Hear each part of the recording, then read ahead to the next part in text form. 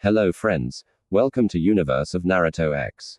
If you love Naruto what if stories and anime explanations, don't forget to subscribe to the channel. Now let's begin today's story. Akira Sarutobi stood on the balcony of the Hokage's office, a balcony he thought he would never have to stand on after he passed on the title of Hokage to Manado Namikaze, the Yandai Hokage. Now, hours after the battle against the Kyuubi no Kutsun, the nine-tailed fox demon, Sarutobi had been forced to pick up the mantle of Hokage once more, as his successor was now dead. His last act as Hokage had been to seal the nine-tailed demon lord away. Sarutobi looked over his shoulder into his office where the baby that had been used for the sealing slept in its basket. Oh, Minato, why did you leave me with this? I'm too old for this. Standing before the desk of the Hokage was his former students, the legendary three, the Sannin. We're sorry we're late, sensei. Jiraiya said sadly. His apprentice, the fourth Hokage, had died and he hadn't been here to help. The Toad Sannin was a wreck and only duty was keeping him there at this moment, his tears hidden from the world. We came as fast as we could, Sunyunid said. Her being here was something that had surprised Sarutobi after the death of her brother Nawaki and her lover Dan. The third Hokage had thought she would never return to the Leaf Village again. Orochimaru said nothing. His serpentine eyes were looking at the baby in the cradle. Manado used his own son. He finally said, yes, Sarutobi said as he sat behind the desk, his bones aching with the thoughts of what lay ahead of him now. Sunyunid drifted to the cradle, a look in her eyes that her former sensei had never seen from her before. Naruto cried out, and she reached in soothing him. Shush, all is well, little one. The slug son said, where is your apprentice, Shazan? The third asked. Adi looked up. She went to the hospital to help out while we were here, her eyes turning once more to the baby before her. She noticed the whisker marks and her hand moved aside the blanket. Jiraiya let out a whistle, startling her as he peered over her shoulder. Manado did a hell of a job on that seal. Yes, he used the Shika Fujin. Sarutobi said, watching as the Sannin gathered around the baby. He watched them. He'd never seen them act like this before. The Yandame used his life to power the seal. Orochimaru said, looking back at his former teacher, he quirked an eyebrow. What will this mean for the boy as he gets older? Sarutobi was about to light his pipe, but a glare from Sunyunid stopped him. He sighed and put it down. Manado designed the seal to siphon off and cleanse the Kyuubi's chakra over time. By the time Na reaches his 18th birthday, the Kyuubi should be fully integrated and no more. Sarutobi watched as the blonde began to fuss and Sunyunid picked him up and cradled him. She slowly rocked him and he calmed. He watched as Jiraiya looked at the boy and Kasha died in childbirth. He asked finally. Yes, Sarutobi said. He has not relatives elsewhere. Orochimaru asked, his eyes drawn to the babe in his teammates' arms. No. Whirlpool had been destroyed. Kasha had no one left. Sarutobi said sadly. He watched as the three Sannin exchanged looks and wondered what that was about. What has the council decided? Orochimaru asked after several minutes of silence. Sarutobi sighed again. He was doing that a lot this night. They are divided on the issue of Naruto. Why asked about what Manado would want his son taken care of. Jiraiya said I'm surprised Ren and Kakashi aren't here demanding to take him in. The Toad Sage said they all caught the winds from their former sensei. What? Jiraiya asked. Ren and Kakashi had a long argument about the boy. Ren was willing and wanted to honor Manado's final request that Naruto be seen as a hero. And Hakuyonaid asked, sensing her former teacher's reluctance to speak. Kakashi Hitaki wanted to kill Na. He sees him as the Kyuubi and the thing that killed his sensei. Sarutobi closed his eyes and remembered hours ago when the Kyuubi was newly dead and he'd called Manato's surviving student before him. Kakashi wanted to kill the boy. He charged up his Chidori and would have killed the baby in its cradle had Ren not kicked him aside. Sarutobi looked at the wall where the scorch mark was. The three Sannin saw his glance and saw the scorch mark. All three of them scowled and the council sensei Orochimaru asked, getting the discussion back on track. Most of the clan heads actually want to honor the fourth's dying wish. As they should, Jiraiya said with a nod of his head. Yes, but the civilian members and the head of the Uchiha clan sides with them. Sarutobi didn't mention his former teammates were of the same mind along with Danzo. Again, the three Sannin scowled at the stupidity being shown. Tsunade was comforting Narut. She got a bottle from the nearby supplies the Hokage had gathered and prepared it with one hand, the whole time humming a tune to Narut, who was in her arms. The two male Sonin shared a look before turning back to the Hokage. What will be done with the boy? Orochimaru asked. Serbi sighed, since the first choice for his adoption won't or can't. I have little choice but to put Naruto in the orphanage under his mother's maiden name. Absolutely not. All three men turned to see cradling the boy as he was eating from the bottle hungrily. That's just begging for some of those idiots to try and kill him. He needs to be protected. If I learns that Minato had a son, you worry about outside threats, sensei, but you're blind to the Niv's in the leaf. Sarutobi always tried to see the best in his villagers, but in the past several hours, he'd seen the worst, and he was disappointed. He never thought he would be, but the council and the actions of Kakashi here in this office. He'd heard the shouts from civilians on the streets when he'd retrieved Naruto from next to his father after the battle. It saddened him deeply. I'm not talking about not using his mother's name, sensei, Tsunade said. But she looked at the babe in her arms. Her eyes that held anger and hurt when she'd walked in here now held a tenderness that surprised her former sensei. I wish to adopt Na, she said finally. But Sade, your travels, Sarutobi said. I will take him with me. A moving target is harder to focus on. But alone, Serbi said, I'll have Shizune, Sunyunat said. And me, Orochimaru said, surprising Serbi. And me as well, Jiraiya said. Serbi looked at his former student in surprise. Do you three know what you're doing? Well, learn as we go, Jiraiya said with his grin. Suhame here isn't going to give in, sensei. Besides, Orochimaru spoke up with three Sonin raising him and protecting him. Someone would have to have a death wish to try anything. Looked at the boy in her arms. Na of the Sonin, she said softly. And Serbi felt something run up his spine at that proclamation. He watched his students looking at the babe, and he knew they had their minds set. Somehow, during the time they entered the office, they already felt a bond to the child. Serbi wouldn't say it out loud, but he did as well. Manado's legacy. The Jiniriki of the Kaiba no Kitsun, the world's littlest son. You indeed will be great, Narut. Shazan was surprised when her friend and teacher showed up with the baby in her arms. She was shocked when Sunyunat told her that they would be joined by Orochimaru and Jiraiya as well. I need you to gather things well, need to little Naruto here, told her apprentice. The fools think he's the Kaiba and not a baby. How horrible, Shazan said. She looked at the baby and her eyes softened. He's beautiful, Sunyunat smiled, her own gaze on the baby that was sleeping in her arms. You know, I was angry being summoned back to Konoha. But the moment I laid eyes on Narut here, something in me switched. Her eyes looked up to meet the brown eyes of Shizune. I want him raised with love and care. Her eyes went to the sleeping blonde. Officially, Na has been adopted by all three Sonin, she said, sitting down and looking at the babes. Still, Na will have two fathers and one mother. She looked at Shizune and an aunt. Shazan smiled and nodded. I'll get what we all need. Where can I find you? Here. I don't want to risk him on the streets too much. Orochimaru was called to the council. His brother-in-law was killed in the assault. Oh no, not Tan-sama. Shazan said. Yes. Jiraiya will meet us at the gate. If I know the pervert, he's either at the memorial stone or visiting Manado's grave. Sighed. Until he becomes Chunin, Naruto can't know about his mother or father. I'll tell him a bit about them when they're older, but I'll explain it's for his protection that he doesn't know until he can defend himself. Chunin, Lady Sunsade, does that mean we'll be coming back to Konoha? Shazan asked. Sadly, I would rather not put Naruto near any of the idiots here, but Sensei got the three of us to agree to it before he allowed us to sign the adoption scroll. Shazan saw the adoption mark on the boy's shoulder as adjusted the blanket around him. It bore the mark of all three Sunny. Blinking, she shook herself and went to get everything they would need on the road.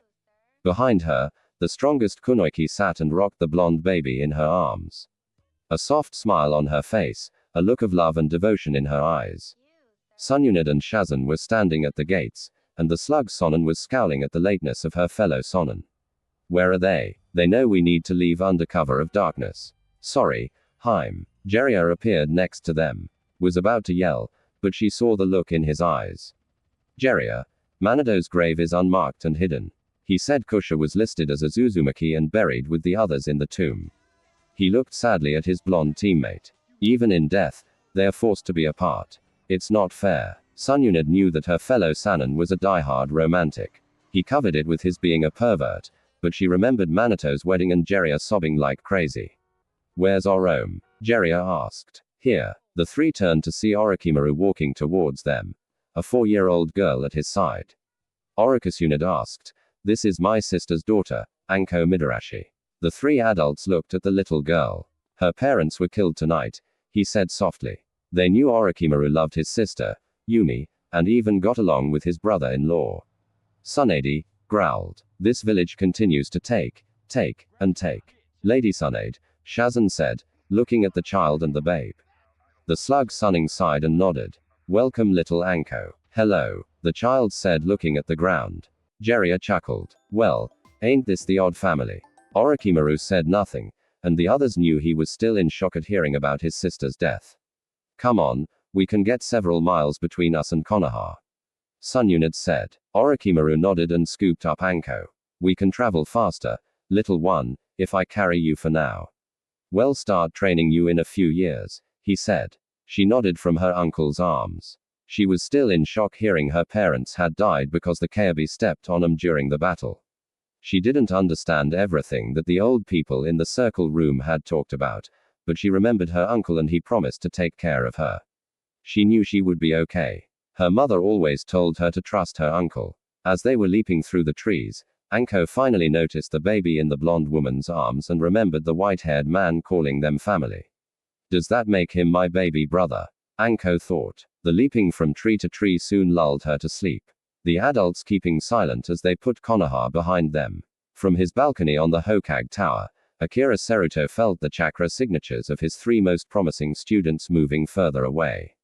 It would be many years before he saw any of them again or heard anything about the Sannin. The Sannin, masters of the battlefield, legends amongst the ninja communities, powerful as cages. Nothing they couldn't handle. Oh my god, Jeria said, staggering back from the table. Orochimaru was across the room, as if he'd teleported, a sleeved arm covering his lower face. How could something so small make something so foul? The snake son asked, his eyes watering. Eyes crossed and nose scrunched, looked at Shazan. Well, what are you waiting for? Get the wet wipes and powder stat. Shazun was frozen at the bottom of the stairs. She'd gone to get the bag from their room. The small roadside inn was empty, save for them and the owner who was in the kitchen. It had been simple. Na needed to be changed. What lay beneath the diaper had even the legendary 3 backing away in terror. Sweet Kami, what the hell did you feed him? Suhaim, Jeria asked. The smell was beginning to wafer towards him, and he was backing up. The Toad Sage would later swear it was a noxious cloud that Shazan would later make into a new assault jutsu. Sunyunad, seeing her apprentice frozen in place, growled and grabbed the items from her and proceeded to change Naruto's diaper. Granted, she swore the thing should be used to break an enemy siege, but she cleaned the boy up, and after securing the new diaper, she kissed the gurgling baby's belly and got a laugh. Who's my little stink bomb? Yes, you are. Yes, you are. Jeria and Orochimaru watched their teammate talk to the baby and they shared a look. Sunyunad's bravest of the brave for changing that weapon of mass destruction and insane for talking to a baby. Little Anko the following morning found out that standing in front of a baby boy while changing his diaper without covering his manliness ended up asking to be peed on. Her shriek of indignation woke up Orochimaru and Jeria who entered the room. Rengan in Jeria's hand and Kusanagi in Orochimaru. The male Sonin were blinking sleep from their eyes and looking for the threat. Sunyunad was rolling on the floor laughing and little Anko standing there with pee running down her face. A total look of revulsion on her face that only someone who'd been violated like that can have. Shazan smiled and hid the camera away as she snuggled back under her blankets. Oh. Little Na, you are going to have this family wrapped around your finger and I'll have the blackmail, family album. To prove it. The first 2 years seemed to pass quickly as Jeria and Orochimaru learned how to change diapers, feed Naruto with a bottle, and that he was a baby and couldn't mold chakra yet to begin the lessons both men thought he should learn. Little Anko, meanwhile, learned how to read and write and was starting to learn basic taijutsu from her uncle Orochi. Mamornade made sure the children ate properly and that her male teammates weren't getting into too much trouble. Shazan filled albums with photo evidence of Naruto's first time crawling, which set the Suning into a panic when the baby was seen crawling towards a stranger at an inn. Sadly, a Tsunade packed punch, a hail of sunburn needles from Shizune, a low-level Renin enema version, and Orochimaru's hidden shush. Ado's snake hand left the poor man a wreck, which Anko laughed at and asked that Uncle Orochi do it again. Naruto's first words were, pervert, mama, she, Orome, and Anko. All were recorded by Shazan in the baby journal she bought for her little nephew that would be filled with all his first moments. Perver, Na mocked as he looked at Jiraiya, his chubby little finger pointing at the white-haired Sonin, who looked shocked, as did the others. But Tsunade's cheer and picking up the little blonde and kissing him for his first word. Suhime, don't encourage him. Jiraiya said as Narut laughed and kept saying pervert. When he got more motor functions, he would add the T. But for a first word, Sununade couldn't have been prouder. When he called Sununade, Mama brought a tear to the blonde son's eyes and she hugged her little one and D kissed his face all over. Jiraiya, you noticed the change in our him? Orochimaru asked as they watched the slug sunning with the baby. Jiraiya nodded. Not something I thought I'd ever see from her again. After Naoki and Dan, the pair watched Asade sang softly to their little one. Jiraiya looked at his friend. When did we get so soft? What do you mean we do? You've always been soft between the ears. Orochimaru said with a grin up yours. Orochi Timna mocked and both looked over the fire in surprise too. See Na pointing at Orochimaru with his little finger. Jiraiya laughed. That's right. Na Orochi trademark Na would later name Shazan she. Despite the brunette's attempts to get him to change, he wouldn't. Anko number was mainly due to how often the Sonin would rush off to rescue the adventurous girl and their cries of Enko number to the point baby Narut took that to mean it was her name. Brat Enko said, but the others saw that her little brother had her wrapped around his cherub finger despite their rough start of him peeing on her at the beginning. The Sonin and their family kept moving, never staying in one place more than a month at most. Jiraiya's first novel of Ica Paradise was a hit around Naruto's 3rd birthday, allowing the Sunoni to take the odd jobs they wanted and not what they had to in order to make ends meet. A would gamble, but with Anko and Narut, she never bet much and mostly did it out of habit. And she continued to live up to her nickname her bastard teammates gave her when she was a teenager. The legendary sucker. Her gambling was mostly out of fun as she held Na in her lap and allowed him to push the buttons on the slot machines, which somehow the 3-year-old always managed to give her winnings. Enko, now 8 to Naruto's 3, was getting more training from her uncle Orochi, as well as Kunoichi lesson. From Shazan. She's a girl and she will need to know all this. You can't make her into an ultimate ninja. She'd threatened Orochimaru and Jiraiya with a frying pan in one hand and a butcher knife in the other when she caught them trying to teach her advanced techniques she was no way ready for. The first time she tried a fire-style attack Orochimaru had shown her. She'd passed out and the sight of a panicking Son in a small town hospital would forever be etched in the minds of the doctors and nurses as Orima hovered over his niece's bed. Fear in his eyes as he prayed to Kami to bring her out of it. All right. After Anko had awakened, Orochimaru concentrated on blunted shuriken and her taijutsu, swearing he would wait till she was 11 for academy age before he worked with the Injutsus. Shazan approved of mild genjutsus, kawerimi, and the bunkan that academy student learned. She also approved of the leaf balancing chakra exercise after getting a pair of brown eyes watering and a small girl pouting at her. Life with the Sonin was rather normal for a family on the move. They took some low-rank jobs in towns they stayed in then move on. Things like that went on until Naruto's 5th birthday. Enko was 10 when the peaceful nomadic life of the Sonin would change. It was a cool October morning. 5-year-old Naruto was stretching outside the tent he shared with his Kan Arrow Sons not up yet. The 5-year-old noticed. Since his 4th birthday, Father Jiraiya had started him on simple exercises. They will help you later on. Nah. Your body needs to be in shape if you ever want to learn the skills your mother have. Sit-ups, push-ups, jogging, and when the weather and location allowed, swimming. Aunt she insisted I learn how to at least dog paddle. Na loved the water. His mom had a hard time getting him out of it once he got in. Hey, runt. Narut turned to see his sister coming out of her and their aunt's shared tent. Like him, She was dressed for the daily morning workout. No arrow pop? Anko asked, looking around. Narut shook his head. Anko frowned and went to the tent where her uncle Orochi and Jiraiya stayed. She rapped on the tent pole. What is it? Orochimaru's voice came out. It's Anko. Is Arrow Pop in there? She asked. Orochimaru's head popped out the flap. He had half face of shaving cream with his hair tied back in a top knot. No, he isn't, Orochimaru said, his gaze taking in the camp. Stepping out in his pants and a towel over his shoulder, he wiped his face. Naro, go wake your mother. Anko, get Shazan up. The snake sunning said, what's wrong, uncle? Anko asked. Jiraiya may be a pervert and lazy at times, but he would never leave the camp, especially with the two of you XP. See-ting him, Orochimaru said, grabbing a shirt from his tent and grabbing his weapons pouch and sword. The Sunoni never left the children unsupervised for training, and they never left the camp unprotected like it was now. Orochisunid asked, coming out of her tent with her dressing gown as she tied the sash. The Dobi's missing, Orochimaru said. I'm going to look for him. I didn't want to leave the camp without someone here for the children. Nodded. If he's off peeping somewhere, I am going to show him my newest detriment to perverts everywhere. Orochimaru nearly smiled. I would agree, but Jiraiya is never irresponsible when it comes to the children. If we were both out here, he might be, but when he's supposed to be training them, he's actually a responsible adult. And when in Cam's name did that happen?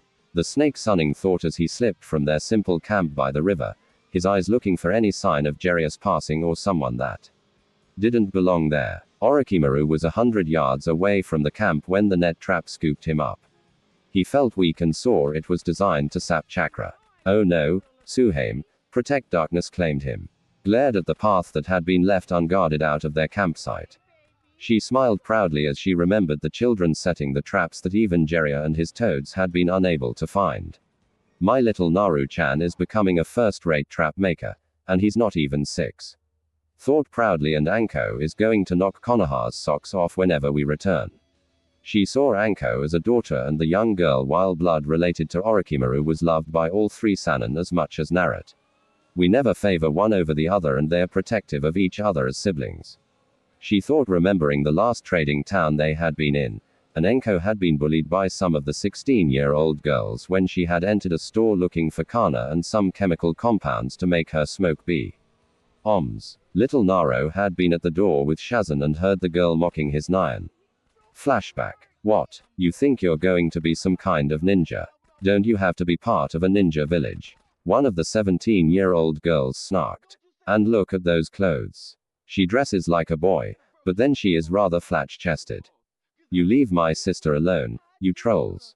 Na roared. He knew Anko was self-conscious about her body. She's only 10, but being around Khan and Anazum, the little blonde thought as he tossed a tag, he'd smuggled Ut Jiraiya to San's bag at the girls. One of them, seeing the sizzling tag, screamed and they scattered. Narut smiled and looked at his sister, who was glaring at him. I could have handled that myself. Brat Shazan was the only one other than the shop owner to witness the 2 siblings arguing. Neither one paying any attention to the act of exploding. Note. Sunyunid had been entering a bar when the explosion happened. Naru-chan Anko, she was gone. The dust cloud was her only passing as she made it across town to see a surprised Shazan sitting on the ground holding a still squabbling pair of children. Her apprentice told her of what happened and Sunyunid sighed before going to pay the store owner for damages. End flashback. Now she had the pair working on homework with Shizune, while her eyes kept watch for her absent teammates. What is keeping them? She thought. I don't like this. We're too exposed. She muttered. XX. Hey Orochi, you got caught too. Jiraiya said from his own cage. His hands were bound along with his fingers. Orochimaru glared as his head was killing him. Pervert, not so loud. They haven't been here since dropping your pail off. Jiraiya said. It's not them I care about. My skull feels like it did that night the 3 of us went out after Dan's funeral. He saw Jiraiya's look and the smile forming. Pervert, focus. Whatever you say, T. I was just remembering Sunyunid throwing us both out in our underwear just as that group of missionaries were walking past the hotel.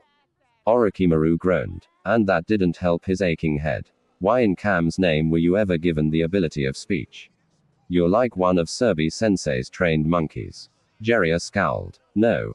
I take that back. Orochimaru said, and Jiraiya started to smile, thinking his teammate was done with the insults. I need to apologize to the Monkey King for insulting his subject by comparing them to you. Hey. Orochimaru took in his surroundings. His hands were bound like Gaara's and he found he couldn't bring his arms close enough to his face to try and bite the bindings. Fools don't know who they have apparently, or they would have gagged me. Orochimaru thought. Hey Tim, were Suhame and the kids all right? Jiraiya asked. When I last saw them, they were fine. Dobby, how did they catch you? Orochimaru asked. Jiraiya sighed. I had some time before Naruto would have been up and I decided to go upstream and look for a way to cross with the kids safely. Orochimaru nodded. The Sonin went out of their way to protect the kids. Even if they could have summoned a toad, slug or snake to cross, they felt the learning to forage was a better experience for the children to pick up until they learned proper techniques to walk on water or climb cliffs with Char. Kra. Well, I thought I'd found a safe spot when I was pulled under into the mud and swarmed. I woke up here. Orochimaru explained his own capture. Who are they? He wondered out loud. Not sure. They aren't wearing any kind of identification and all are wearing full masks and armor when I have gotten them. Nothing to identify with any village. Jiraiya said Orochimaru might have teased his friend and teammate by saying he was Dobby, but Jiraiya was great at attention and detail. He plays the fool to the hilt, and everyone always overlooked him. If I hadn't seen him away from Tsuru-sensei, I never would have known. Flashback. Orochimaru had been upset over not getting a difficult A-rank Genjutsu right under Seru's watchful eyes and had stormed off. He'd walked the village rooftops and sulked. It was then at an abandoned training ground near the south wall that he'd found Jiraiya. The man looked a mess. Orochimaru was about to comment from his tree when he watched as Jiraiya went through the same seals he'd been shown and the jutsu exploded. Damn. Again, too much again. Sighed just once. I wish Sensei would spend time with me on something like this. Orochimaru watched his teammate, the one he'd called Dobby and dead last since their time in the academy, as Jiraiya had come to Konoha from a small farming village to the south near the border. While Orochimaru's father was on the council and he was a prodigy. How is this possible? The genin thought watching his teammate. He saw that while Jiraiya had never really gotten the proper attention, he worked harder. He's figured out. Orochimaru watched him until he passed out from chakra exhaustion and then watched over him all night as Jiraiya slept. Orochimaru learned that while Jiraiya might not have come from a clan or gotten jutsu easily, once he got them, he could reinvent them and alter them. And he'd done that with the mud jutsu that their sensei had only shown him. And Jiraiya had witnessed Orochimaru spending the day trying to master. That one moment had changed his opinion of Jiraiya. He'd still verbally sparred, but there was respect there now, and they both learned to enjoy it. End flashback. Trademark. Sorry, Dobby, lost in thought. About what? How to look more feminine than Suhame? Jiraiya asked with a giggle. No, Erobaka, he sighed. Can you fit your hands through the bars? Maybe. Hold on. Iktsuna jerked her head when the first trap went off. The smoke tags Shazan, her apprentice, moved, getting both Anko and Naruto into the tent. Adi was in motion and her fist connected with the first figure that had rushed through the smoke into the camp. She spun, sensing another one, and her foot sent the second one flying. However, it cost her as she felt her Espen needle hit her in a pressure point and her muscles went slack and she slumped to the ground, unable to move or even speak. No. The children. Shazan. She felt a tag put to her head. Sleeping. No. No. Naru-chan. Darkness took her as the sleep tag put her out. XX. Hurry up. Orochi temp. Jiraiya said as he watched the tongue of his friend holding a pick and working the lock. It's not as easy as you think. Orochimaru said around his elongated tongue. He'd managed to get the pick he'd hidden in his belt itself and was now trying to pick Jiraiya's lock since he could get at the toad Sonins because it was a better angle than his own bound hands. Yuck. I really don't want to know what just touched my hand. You.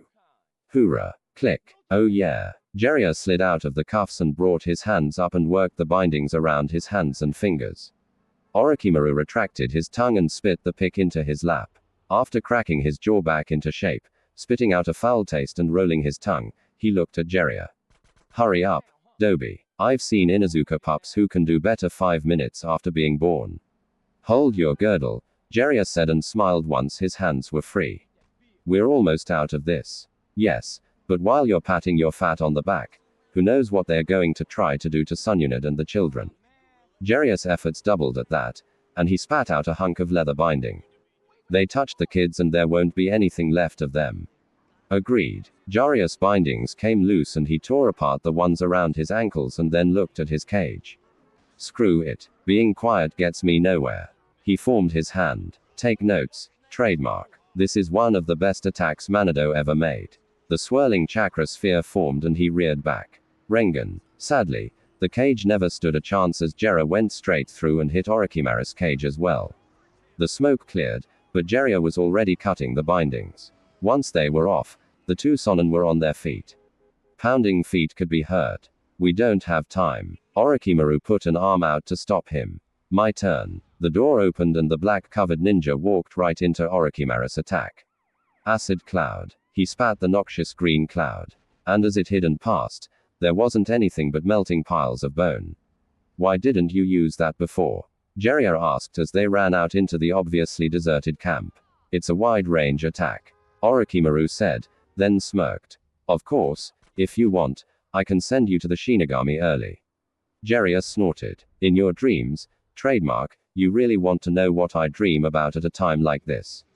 Jiraiya shuddered as they figured out which way they needed to go and were rushing along the river trying to get upstream in time.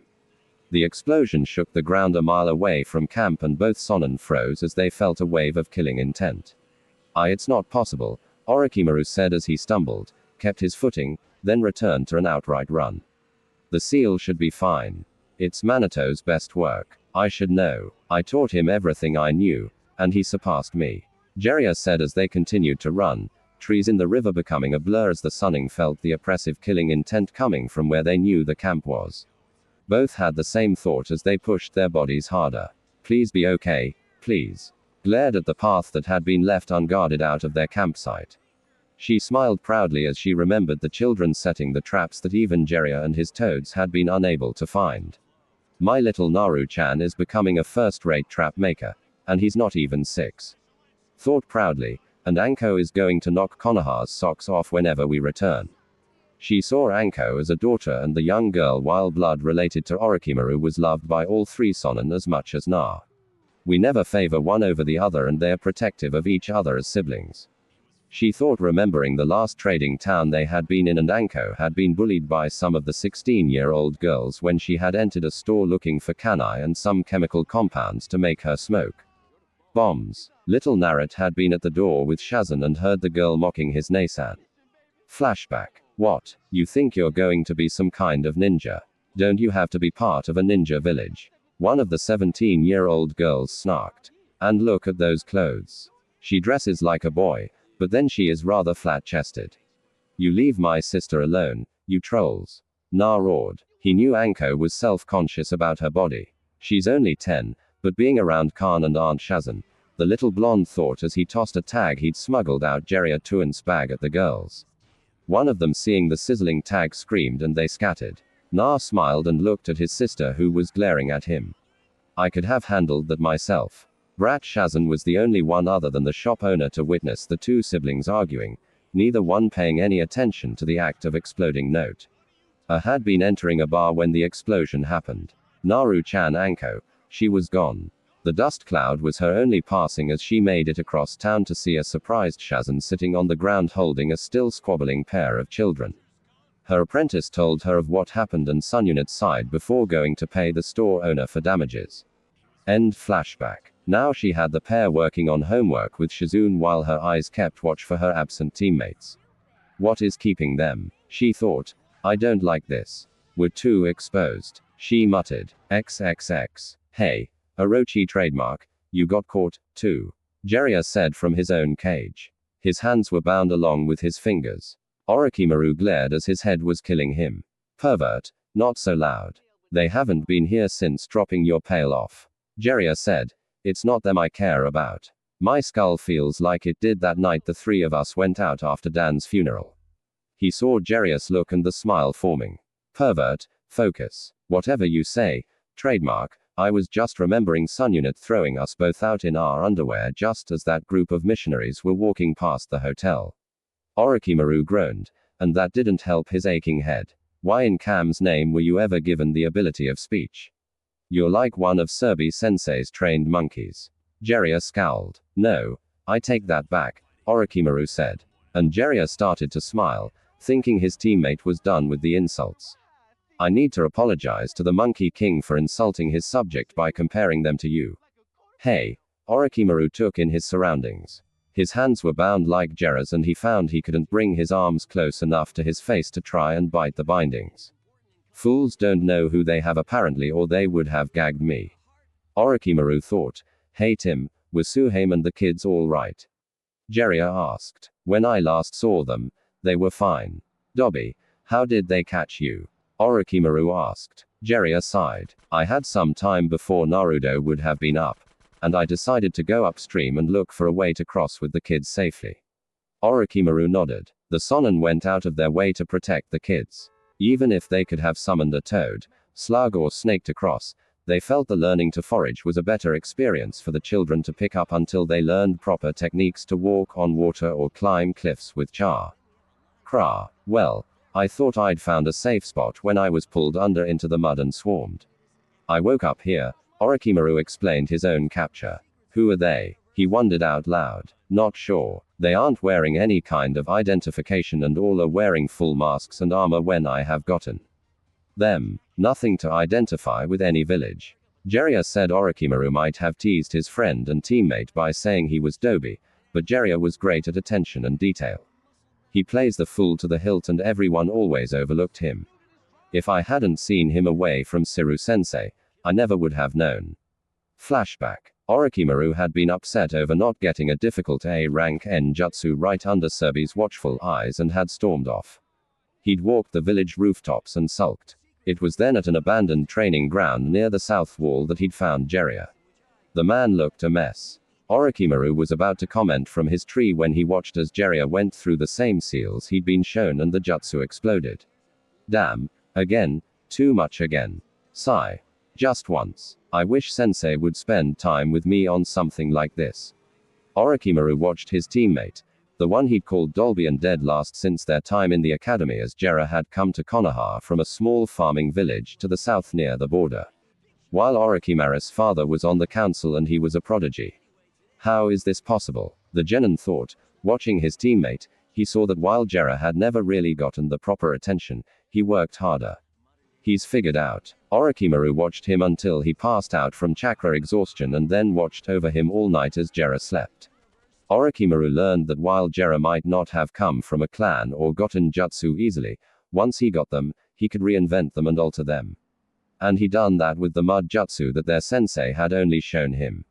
And Jiraiya had witnessed Orochimaru spending the day trying to master. That one moment had changed his opinion of Jiraiya. He'd still verbally sparred, but there was respect there now, and they both learned to enjoy it. End flashback. Trademark. Sorry, Dobby. Lost in thought. About what? How to look more feminine than Suhame? Jiraiya asked with a giggle. No, Erobaka, he sighed.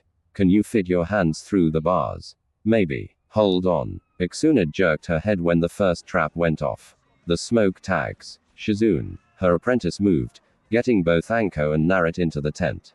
Sununid was in motion, and her fist connected with the first figure that had rushed through the smoke into the camp. She spun, sensing another one, and her foot sent the second one flying. However, it cost her as she felt her Espen needle hit her in a pressure point, and her muscles went slack, and she slumped to the ground, unable to move or even speak. No, the children, Shizune. She felt a tag put to her head. Sleeping. No, Naru-chan. Darkness took her as the sleep tag put her out. XX, hurry up, Orochi, Jiraiya said as he watched the tongue of his friend holding a pick and working the lock. It's not as easy as you think, Orochimaru said around his elongated tongue. He'd managed to get the pick he'd hidden in his belt itself and was now trying to pick Jiraiya's lock since he could get at the toad Sonins because it was a better angle than his own bound hands. Yuck. I really don't want to know what just touched my hand. __, you. Haha. Click. Oh yeah. Jiraiya slid out of the cuffs and brought his hands up and worked the bindings around his hands and fingers. Orochimaru retracted his tongue and spit the pick into his lap. After cracking his jaw back into shape, spitting out a foul taste and rolling his tongue, he looked at Jiraiya. Hurry up, Doby. I've seen Inuzuka pups who can do better 5 minutes after being born. Hold your girdle, Jiraiya said and smiled once his hands were free. We're almost out of this. Yes, but while you're patting your fat on the back, who knows what they're going to try to do Toad and the children. Jiraiya's efforts doubled at that and he spat out a hunk of leather binding. They touch the kids and there won't be anything left of them. Agreed. Jiraiya's bindings came loose and he tore apart the ones around his ankles and then looked at his cage. Screw it. Being quiet gets me nowhere. He formed his hand. Take notes. Trademark. This is one of the best attacks Manado ever made. The swirling chakra sphere formed and he reared back. Rengan. Sadly, the cage never stood a chance as Jiraiya went straight through and hit Orochimaru's cage as well. The smoke cleared, but Jiraiya was already cutting the bindings. Once they were off, the two Sonin were on their feet. Pounding feet could be heard. We don't have time. Orochimaru put an arm out to stop him. My turn. The door opened and the black-covered ninja walked right into Orochimaru's attack.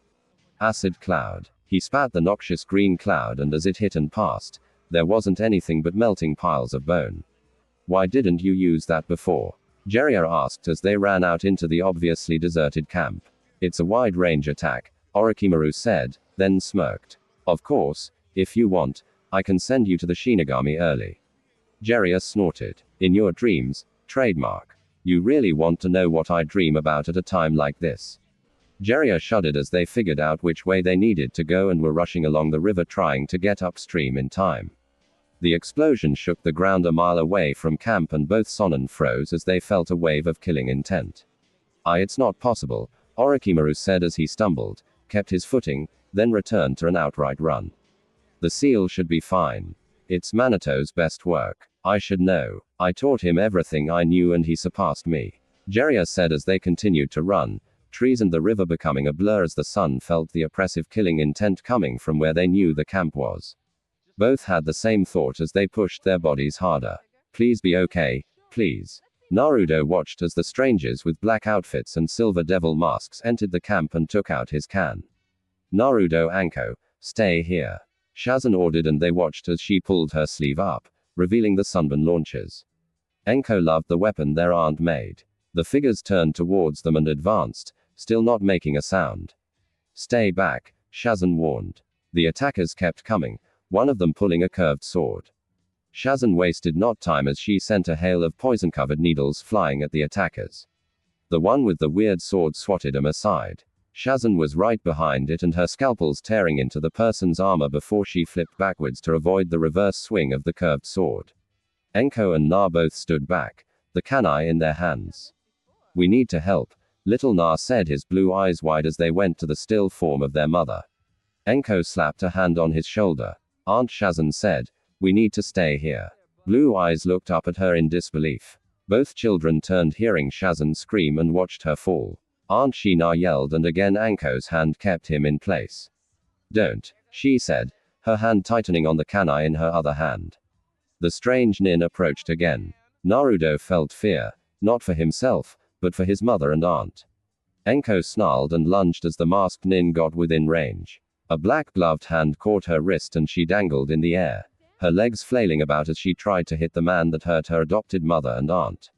Let me go so I can kill you. She struggled to break free, managing to pull herself up and sink her teeth into the gloved hand that held her. The man snarled and backhanded her hard, sending her several feet away where she lay not moving.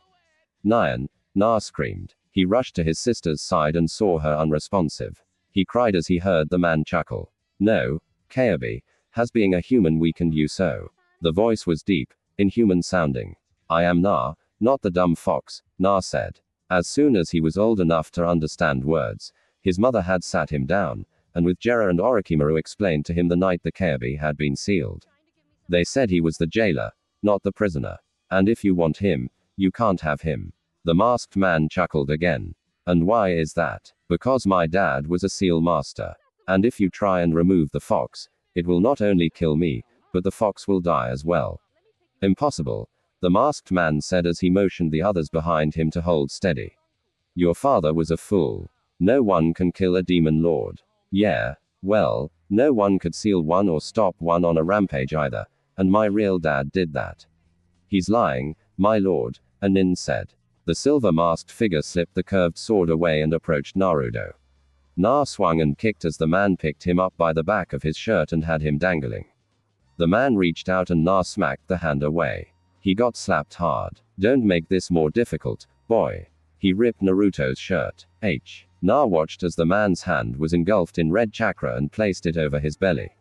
The seal appeared. Crude. Naruto used a word he heard his mother say once. The masked man laughed. My lord, we lost contact with the base. A nin reported, it seems the Sunning live up to their reputation. The masked man said, Naro, while the man was distracted, pulled out his kunai and rammed it into the man's wrist.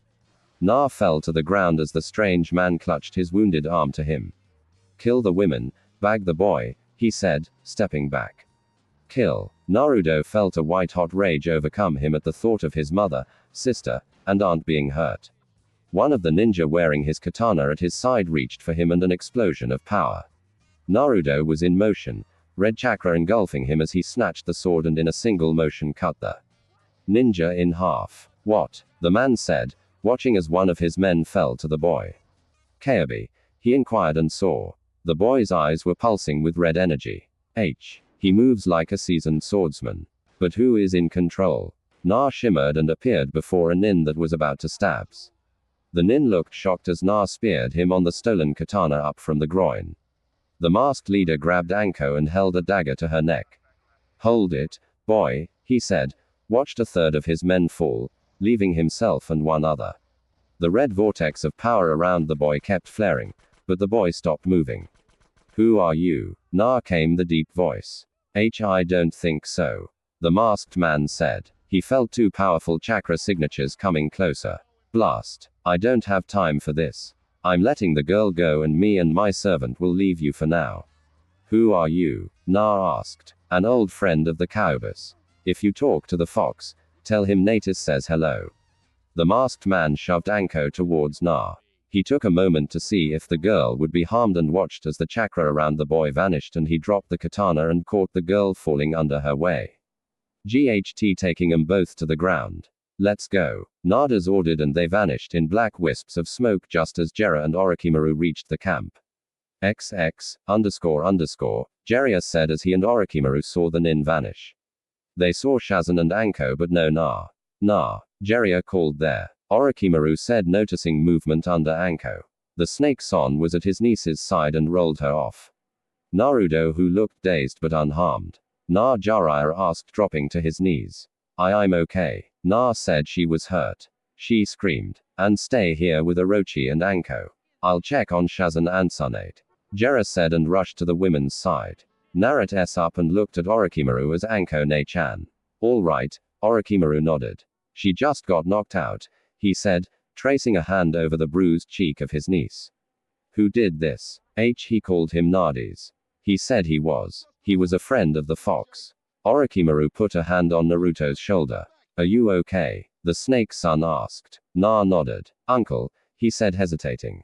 Yes. Orochimaru took the role of uncle and the children called Jiraiya father or as Anko. And Naruto really called him Arab.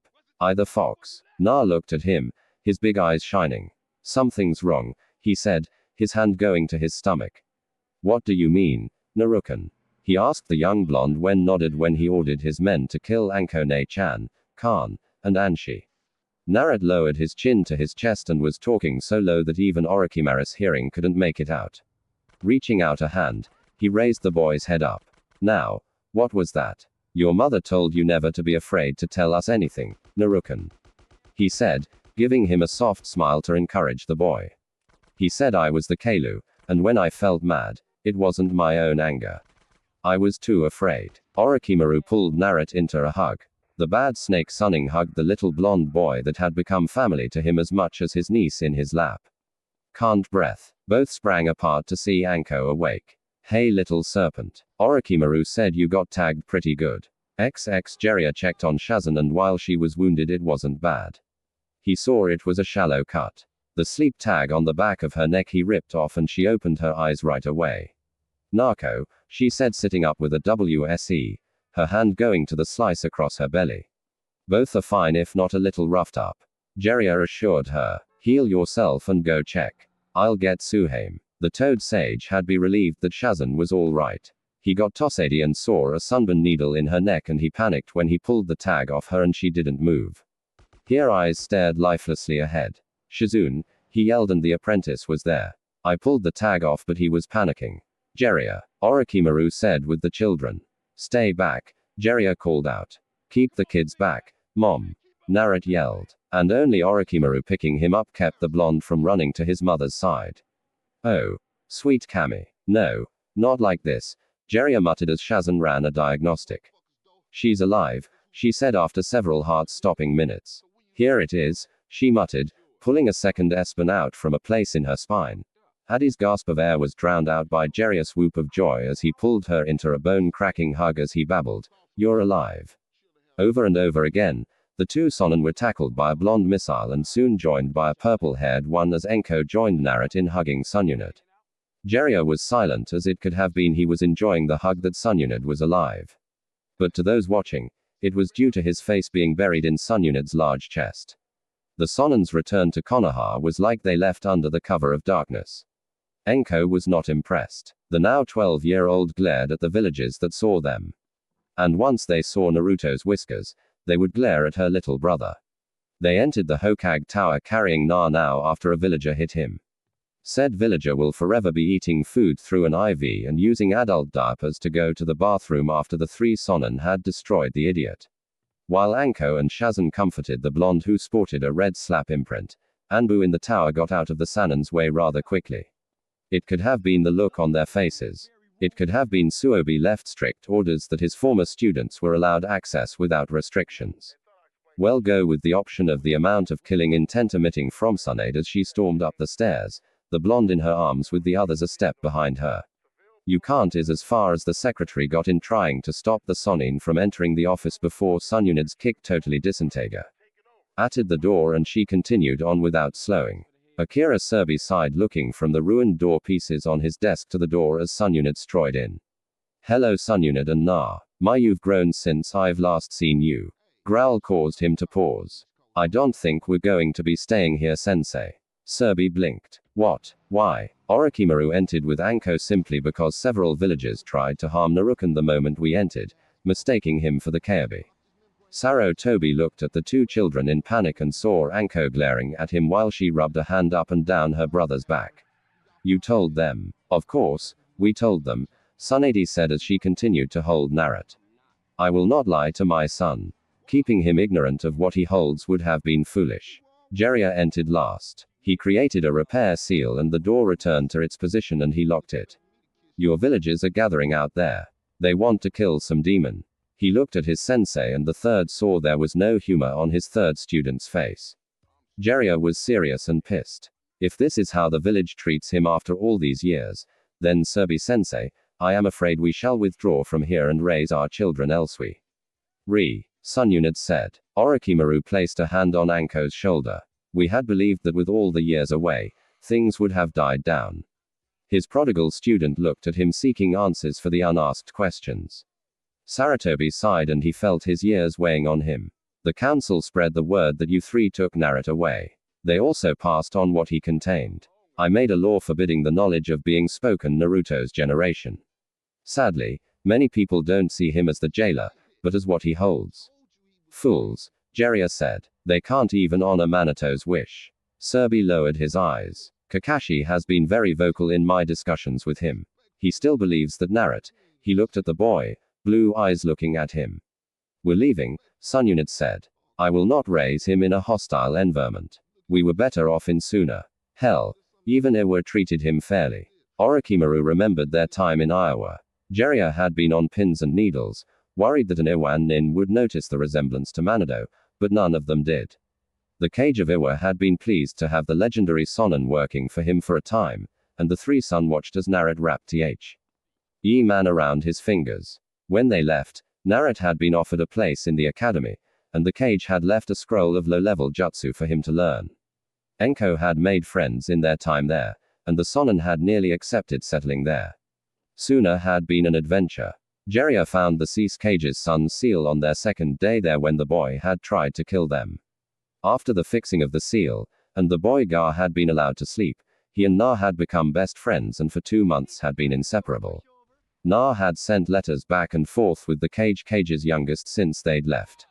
You don't mean that, Sarutobi said, panic setting in with the thought of the sun joining another village. No, Sunyunit said, and Sarutobi relaxed. She shot Orochimaru a look, and the dark-haired Sonny nodded. In our travels, we've rescued many nin and civilians. We set up a hidden village, and we'd talked about if things didn't work out here, we'd head there. Sarutobi looked panicked now. What do you mean? You've helped make a hidden village. None of our reports have even hinted at one. The three Sunning exchanged a look. It wouldn't be hidden if everyone knew about it. We have let the Court of Lords know. Jiraiya said from near the door. Sarutobi was shocked. Our children will not be raised surrounded by hatred, sensei. Sunyunit said, her eyes drifting towards Naruto and Anko. It was apparent the moment we walked in the gate. Naruto will never be accepted here. Serbi was going to respond. The door opened. Jiraiya moved further into the room as 3 members of the council backed by Rude Andu entered the room. Good, you brought it. The first member of the council spoke. Hand the demon over and we shall dispose of it. Put Na down next to Anko. You lose your mind with your arm, Danzo. She asked. Tsunade, you will learn your place. The council has ordered the death of the Kyuubi to protect Konoha. The fools. Jiraiya butted in. You see the contents of a bowl and not the ramen inside. Sannin, stand down and allow the demon to be taken. Orochimaru drew grass cutter and stepped in front of the children. I don't think so, Naruto's family, and I will kill the man or woman who touches him. And I'll kill the second, Jiraiya said, aunt in each hand, his eyes showing a seriousness they only saw on the face of the third Hokage, and I'll Ush the council with my bare hands. Sunyunit said, cracking her knuckles. It was then that Serbi realized someone was missing. Shizune, he thought, said Kunoichi appeared behind Danzo. The chakra scalpel in her hand pressed to his neck. But know this, Councilman Danzo. It won't matter who starts it. You'll die first if you think I'll let you anywhere near that precious little boy who calls me his aunt. The room was tense. Serbi was trying to figure out how to salvage this and keep the Sonin loyal to Konoha and Naruto out of the town. Kills control. There was no way he could see that wouldn't end in disaster. Fools. Doing this they will ensure the Sunning turn on Konoha.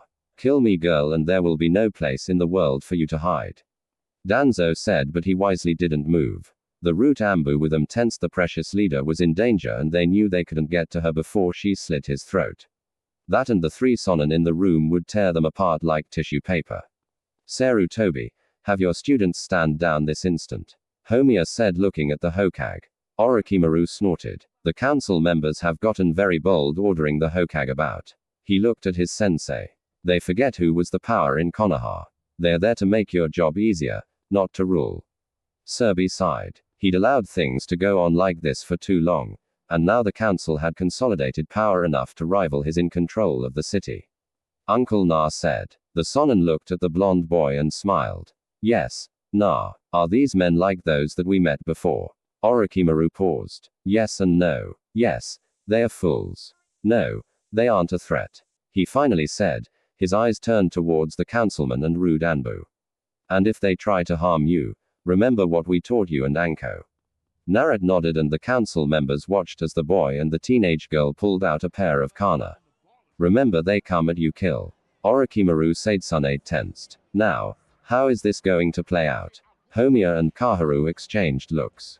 It was Danzo that made the day worse. Kill them. Kill them all. He ordered his Anbu, snapping his head back and into Shazan's, forcing her to release her hold. He slipped from the room. Root Anbu to me. Kill the demon child. Kill the Sunning. Serbi cursed while tossing aside his robes and hat. This just isn't my day. He thought as he went to battle. Sarutob's palm strike connected and he wished that the day wouldn't have been like this. He made a decision and he would live with it for the rest of his life. The route Anbu collapsed as the professor entered the battle on the side of his students. When one got close to the children, the third Hoage's killing intent stopped the battle cold as his kick sent the idiot out the window. Anbu, he roared, and a dozen Anbu appeared. Seize all route members. Arrest Councilman Danzo along with Homiera and Kaharu here. I want all members of the council in chamber in half an hour. Those that resist will be considered brought up on treason and executed. Saratobi looked at his 3 students. His eyes softened seeing Sun on her knees in front of Na, checking for any wounds. Finding none, she pulled him into a bone-crushing hug. Ka-san air, the blonde said as Anko next to him was chuckling until Orochimaru did the exact same thing. I'm too old for this. Anko roared, but Sarobi noted that she wasn't putting up a struggle. His gaze went to Jera, who looked at the Tsunade, and Orochimaru, who nodded, and he turned his attention back to the floor where Homura was under his foot. They check the children and will do anything to protect them first and foremost. Now you old fossil, you threatened our children. You and the old farts like you have a grudge against a child that has never done you wrong. His father sealed the Ninetail into him to save this village. But I can tell you right now, Manado would regret his sacrifice, seeing how you bastards act. Both Serbi and the downed council members' eyes widened as Jeria spoke openly about the 9 tall and the boy's parentage. Serbi looked to see the boy's reaction, but saw none. They've told him. They told him what happened that night, who his parents were. But Aro Tuan, what did Uncle Orochi tell you about playing with stupid people?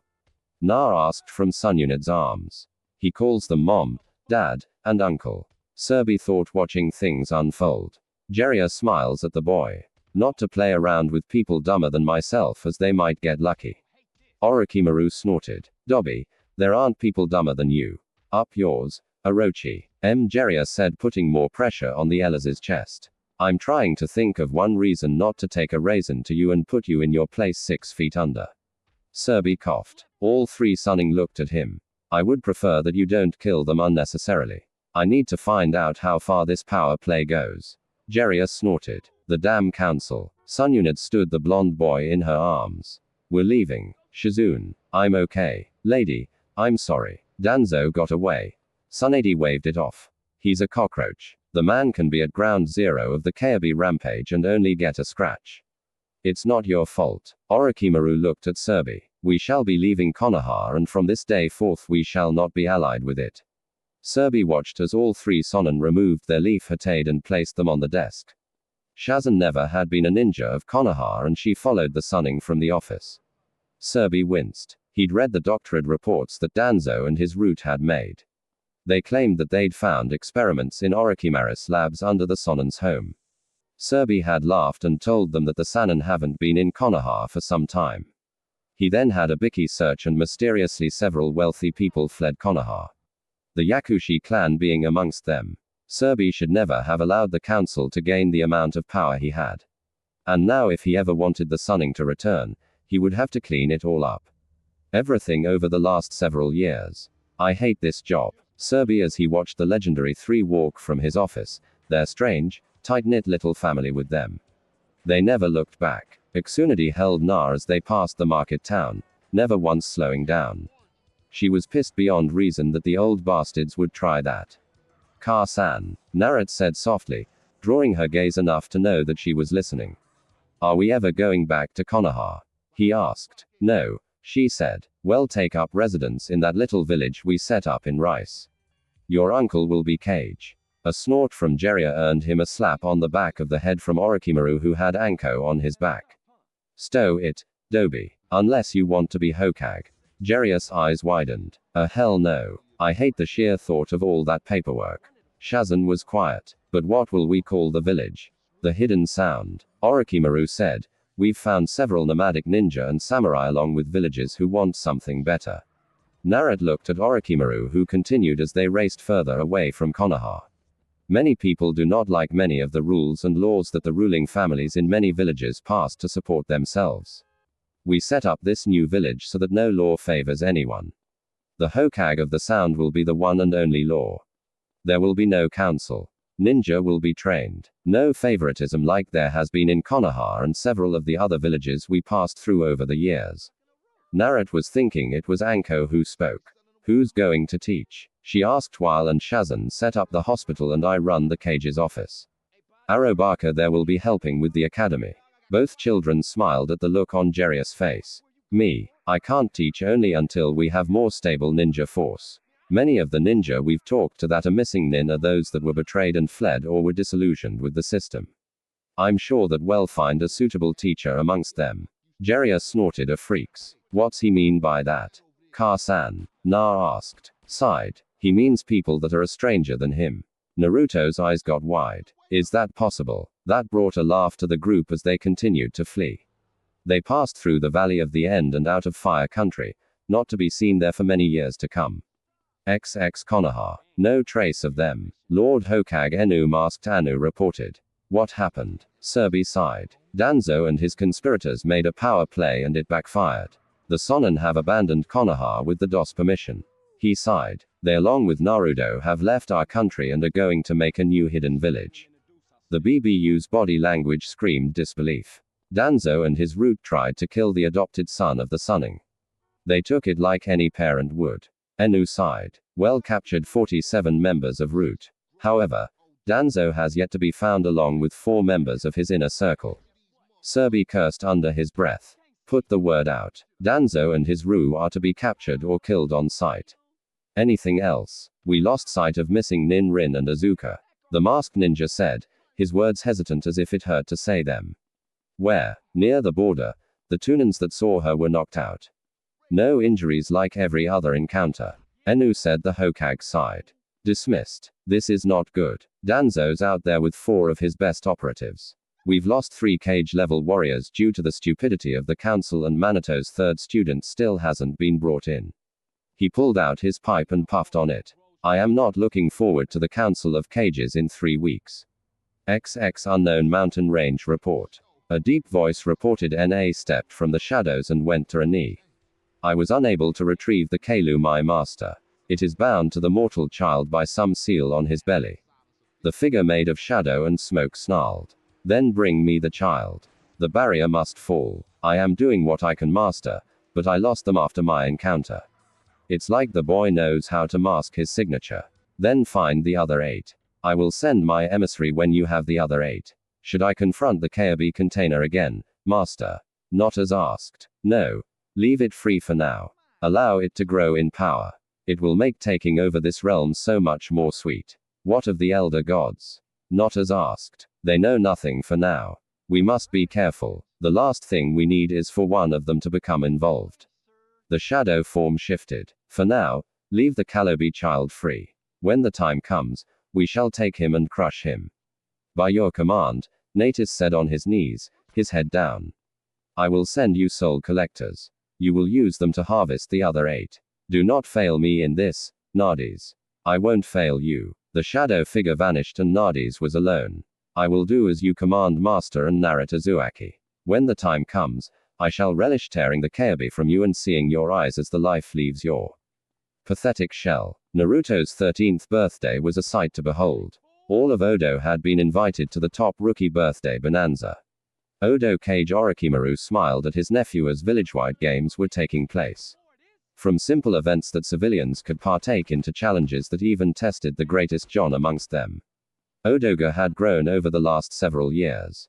The village was hidden underground beneath a small farming village that was nestled in a valley that was very difficult to get to unless you knew the safe paths. Enko was thriving in Odo as well. She made Jonan right before her 18th birthday and told the family in no uncertain terms she was going to be Naruto's Jonan instructor and she'd hamstring any other candidates. Over the past couple years since leaving Konoha for the 2nd time, there had been several attempts on Naruto's life by mercenaries hired by Danzo secretly, and the Sonin felt it was allowed by the Council of Konoha behind their former teacher's back. So they blamed the village hidden in the leaves even more. Jeria's first year as a teacher had gone surprisingly smooth after Tsunade had to beat him for hitting on the older students.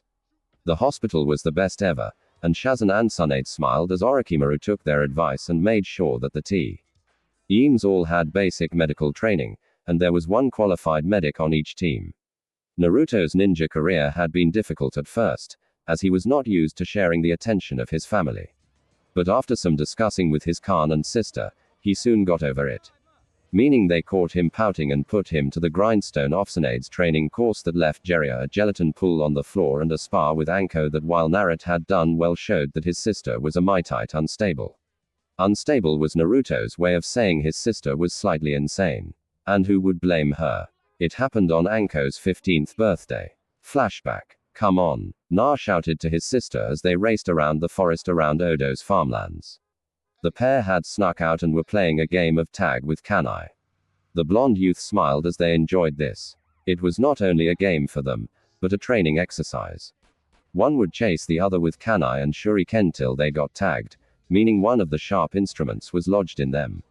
Then they would heal up, and then the other would begin the chase. They never did this around their mother or aunt. They knew the fireworks would make what Arup did seem tame. You suck, brat, Anko said, sending a volley. I'll missed but left a nice outline in the tree where Naruto had been. I'll get you, Naru-chan. Anko yelled. You couldn't catch a man if you had Anko-chan. Na yelled back and dove towards the ground, avoiding the shuriken barrage that would have engulfed his head. He laughed and looked over his shoulder to find his sister when he slammed into something, or more to the point, someone. He looked up. Hello. The silver-haired man who we'll call Elder Yukushi reached down and grabbed a handful of Naruto's shirt and hoisted him into the air. Well, look we have here. We escaped Konoha for our medical experiments and we still managed to run into the damn demon brat. Otto, a boy Anko's age, said, adjusting his glasses. Shouldn't we let him go? Let him go. Kabuto, you are as weak-willed as your mother was, the man said. We kill him and present him to the mysterious Odo cage and well ensure our place in the Sound Village. Let my brother go, Anko yelled, descending from above. Her kick connected with the man's head, sending him flying, and he dropped Na. Anko, run. Get Uncle and Arrow Pop. Na said as he tackled another elder. Anko was caught from behind. The boy Kabuto kicked one. Let them go. She's wearing a sound headband. He was backhanded for his efforts from his own father. He rolled. Na looked at him. Get help. The farm nearby. Tell Chi-Chi-sama. Kabuto raced off. His mother's dying words had been for him not to end up like his father. But he'd been dragged along when they fled Konoha for his elders having been caught experimenting on civilians and ninja alike. He knew his father had killed her and he wanted to be part of a new village. He wanted to feel safe. His legs pushed him on. Naruto was bound and gagged as the Yukushi man held Anko. Well, look at what we got here. Aren't you a sweet little thing? The elder said as he stroked her cheek. Anko spit at him, which caused him to backhand her spirited. What do you say, brothers? We have a taste of this young thing before we kill us a demon.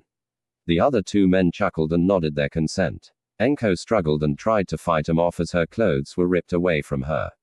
XX Orochimaru, Jiraiya, and Tsunade with young Kabuto found an ore-covered Anko sobbing while rocking an unconscious Naruto. The remains of the Yakushi men were littering the clearing. Naruto had not a drop or mark on him. By Anko's leg were a pair of blood-soaked kanai. And as they got closer, they heard her humming. Her eyes weren't tear-filled as they thought. They were glazed over. End flashback. Naruto and Anko never spoke of it, but their bonds as siblings were tighter, and the other one was never far from the other. They both took to their training like crazy, surpassing every expectation.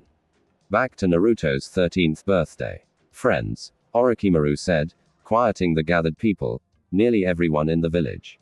We are gathered here today to celebrate the 13th birthday of my nephew Naruto. Here, cheers rang out as well as yells of, "Happy birthday, Naruken," causing the blonde to blush. Many of the girls his age in the academy thought the whisker marks were exotic and his slender build had many of them chasing him. Not that they could get close with Anko on the lookout for cheap hussies as she called them. But Naruto did have several friends his age. Yes, happy birthday indeed. Now is Odo age. I need to speak on some things and I beg Naruto's forgiveness for speaking about serious things on a day that should be filled with happiness. Blue eyes looked up into the serpent-like eyes, and a fox-like grin told the cage that it was fine. I want to thank our allies and friends from Suna for being here. Cheers went up, and Gar, who was next to Naruto, bowed his head. The pair had been friends for years, and Gar's father was always happy to unload his children upon Odo to the point where they were going to be staying permanently. Naruto put a hand on his friend's shoulder. Ever since Jiraiya fixed the redhead seal, he was able to sleep and manipulate the power of the one-tailed demon he possessed. Much like Naruto was now able to do with the Kyuubi. I also wanted to inform you all that in the coming weeks we will be traveling to Konohagakure for the Chunin exams. A mixture of boos and cheers met this announcement. I know, but the Daimyo has requested we show our skills. Therefore, I've selected several teams. He put a hand on his nephew's shoulder. I am sure you all know that while in Konoha, I want the guards on the top form. Konoha is foolish to believe my nephew is the Kyuubi that he holds. Boos met this as Naruto bowed his head. Gar put a hand on his friend's shoulder. They had a bond deeper than brotherhood as they understood one another in a way that no one else could. Team selections and placements will take place tomorrow and we'll begin our journey. While I'm gone, Lord Orochimaru, a voice called out. You can't leave. Orochimaru smiled as several others protested, putting himself in danger. I thank you all for the concern, but I cannot allow Arjun nor my family to return to a place that means them harm without being able to protect them. While I am gone, I will leave Zabuza in command. The former swordsman of the mist had been found in wave near death after a confrontation with Konoha Ninja. His ward, Haku, had been near death as well, and it had taken a lot of Sun Unit's skill to pull them both through. After saving their lives, the two joined up with the Sannin and Odo. Zabuza swore a blood oath to protect the Sannin and their family and do as they commanded to his dying breath.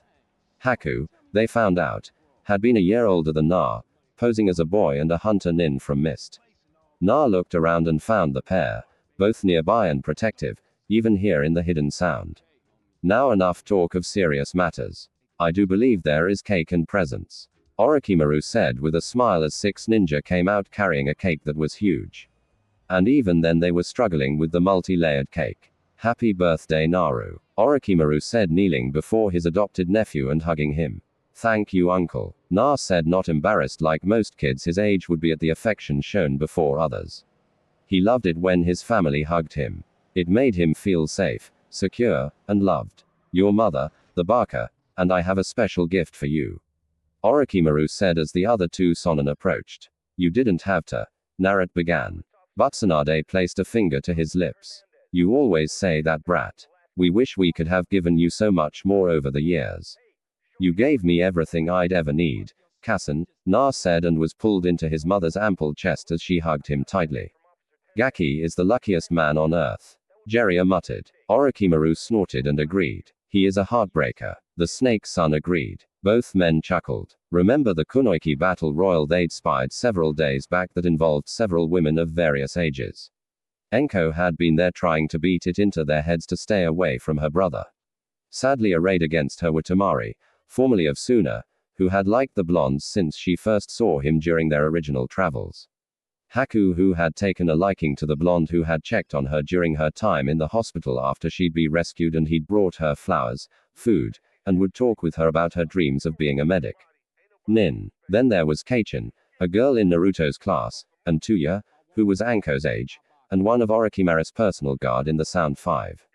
Jiraiya had watched the brawl from start to finish and told his teammates about how violent and possessive they all were.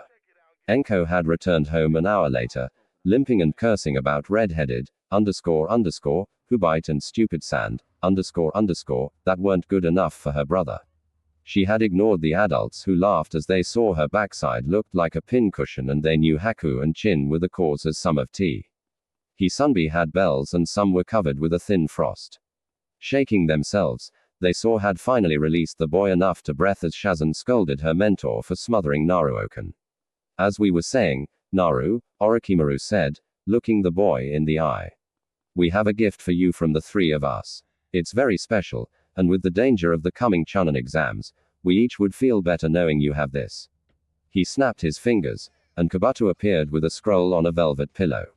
The last Yakushi was loyal to Orochimaru and his family for taking him in after the fall of his last family. Naruto liked him but didn't think he was worth his sister's attention, which resulted in several pranks that while funny had him dodging his sister's kanai collection, which now had climbed int. Oh, 4 digits. Where the hell does she keep them? Many wondered, but Anko never told that her pop had placed seals on her wrists where she stored them and they would return to with but a thought. Happy birthday Naruto-kun, Kabuto said with a smile. Thanks Kabuto, and stay away from my sister, he added, causing the adults to smile and the silver-haired medic to blush. Enko bopped her brother on the back of his head. Stay out of it, brat, she muttered. Orochimaru knew this could dissolve into a very messy and bloody game again, so he pulled the attention back. The three of us have gotten you a very special contract, Naruto-kun, Orochimaru said to the blonde, getting his attention. As you know, your mother, the Baka, and I each hold a summoning contract. Your mother with the slugs, the pervert with the toads, and I with the snakes, which your sister has signed as well. Naruto looked at his sister and smiled. He knew she had wanted to do that since they were little, and she'd gotten to ride on Manda, who had dropped his guise of wanting offerings. When the two children had found a very sensitive spot that no matter what he did, he could never itch even when he shed. And they had scratched it, making the giant serpent purr, and stunned the three sun at seeing the snake melt under their little hands. This is your personal contract, Na. No one has signed it. It was made by the great sage Eso. Na looked up at this. He remembered the blonde monk who had passed through Odo with his three very strange friends. Naruto had liked Son Goku. Naruto's outfit was based off his. After studying your seal, he made you a contract with the foxes. Not the kitsune like the Kyuubi, but with the foxes, which are different. Orochimaru said, seeing the boy's eyes widen at first. So you won't summon the Kyuubi. The foxes are like the toads and other summons you've met. Sun Yunid put a comforting hand on her adopted son's shoulder. Suo was very careful after he saw your nightmare. Naruto looked down. A nightmare demon had slipped into Odo and had latched onto the blonde, feasting on him for days. Sanzo and his companions had arrived, and after dispelling the demon they had set up wards around the village and had stayed for a month after. Naro was ashamed of his nightmares, in which the Kyuubi had either broke free, killing everyone he loved or cared about, or the worst one was Naruto had been possessed by the Kyuubi and had done the killing, raping and pillaging himself. It had prompted the secondary seal from Jiraiya to ensure him a peaceful night after that. As Naruto had taken to becoming an insomniac, fearing that if he slept, the Kyuubi would take over. It had been heartbreaking for the three Sonin, and they assured him it couldn't happen. Thank you, Uncle Kan. Pervert, he said, hugging each. Jiraiya made his protest of being called a simple pervert, but a headband Sunade shut him up quickly. You remember the hand seals? Asked her son, who nodded. He'd memorized them when he was younger and was going to copy his mother's summoning. But they'd stopped him, saying he was too young and could seriously hurt or kill himself if he summoned a creature beyond his chakra ability, as it could drain him in one go and kill him. They didn't worry about him running out of chakra, but they thought he could damage his young coils if he did manage a summon at a young age. Then let's go. The three Sonin led Naruto through the crowd, and once they were above and outside the farming village, with the saint of the guests following, they nodded. The three Sunning and Anko went through the signs and 4 puffs were made. Katsuya the slug, Gamabunta the toad, Manda the snake along with his mate Kota. Naruto looked at them and gulped. His hands were in motion and he finished it. He slammed his palm to the ground, summoning jutsu. A huge puff of smoke appeared just as big as the others. Na gulped as behind him the citizens and ninja of Odoga were stunned. The smoke cleared, and standing there with the other 3 boss summons was a beautiful female fox. The reddish-brown fur, white marks and black paws. Beautiful, Na breathed. The summon looked down and everyone would swear it smiled. Why, thank you, the giant fox said. Na blushed. I am Narita Uzumaki, my first summoner. Hello, young master, she said. Gabunta snorted. Jiraiya spoke up. Hey, Bunta, why don't you show me the respect she just showed the Gaki snort because you're a pervert? Gamabunta said to his summoner while Manda and Katsuyu chuckled. Can I ask your name? Narita asked the giant fox. Izumi. You may call me Izumi. The giant fox said, looking down fondly. I know, Uncle the pervert and Kassen have had to take tests to earn their contracts. Na began. Your test was taken the day you were born.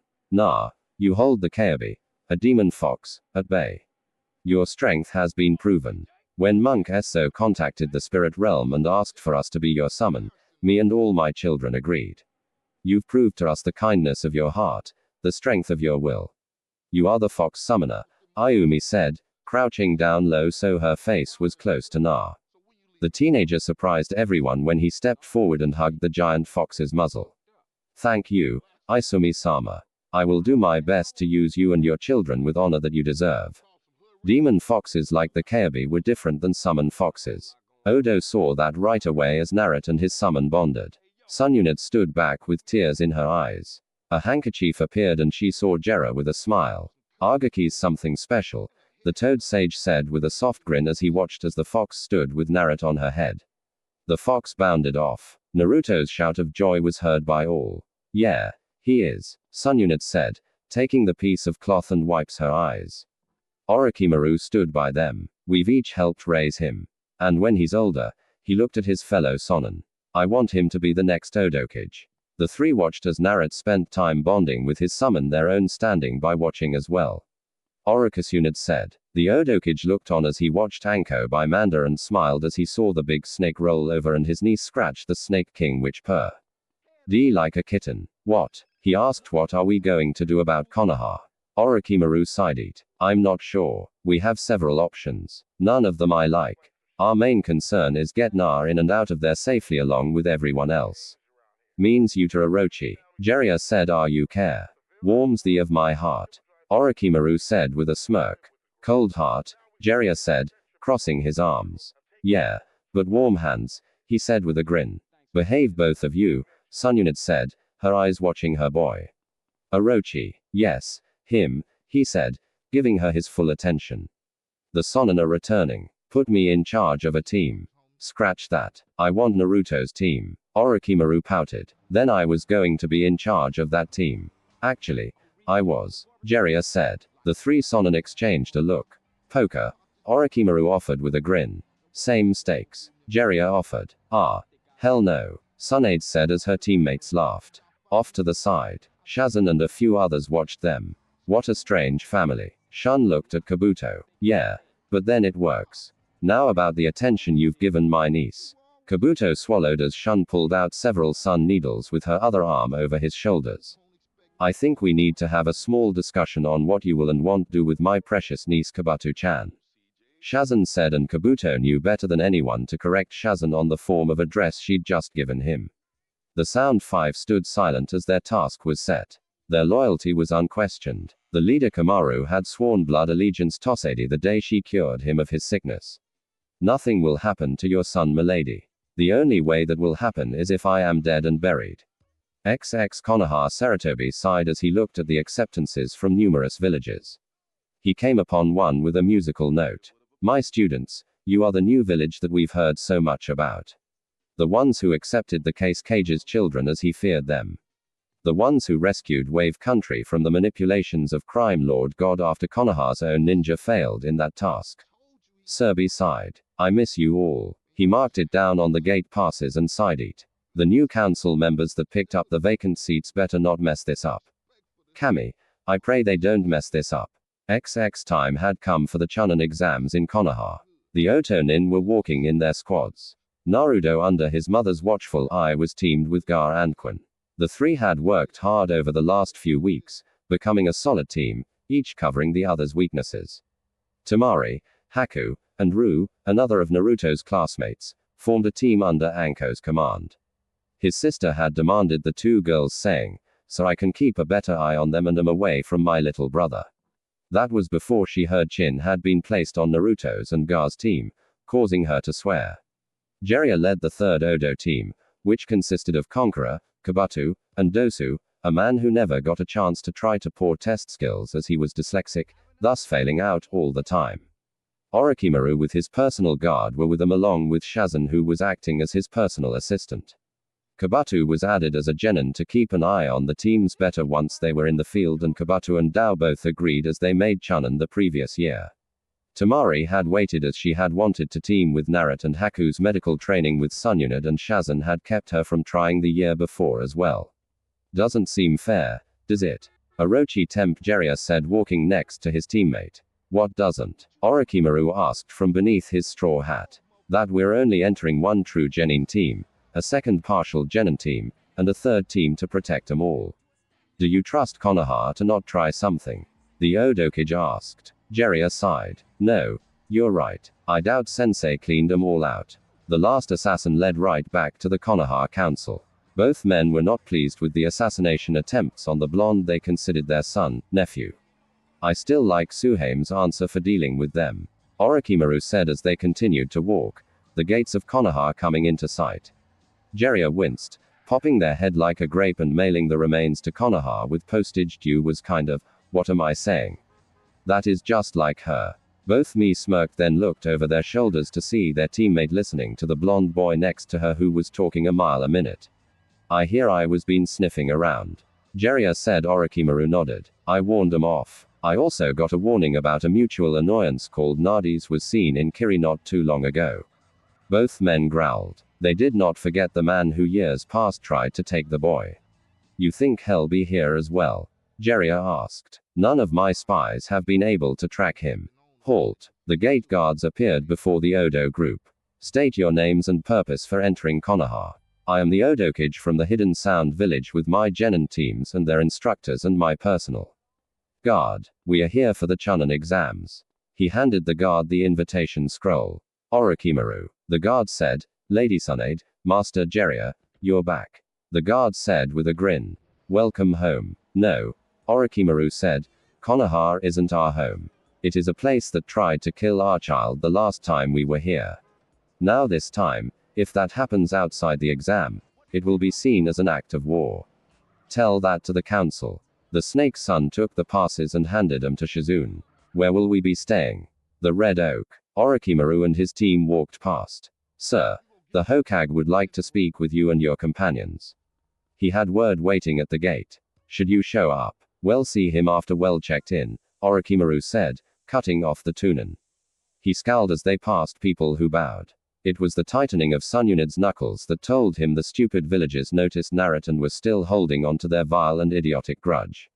At ease, Suhame, he said, slowing his pace so that the Sound Five surrounded him.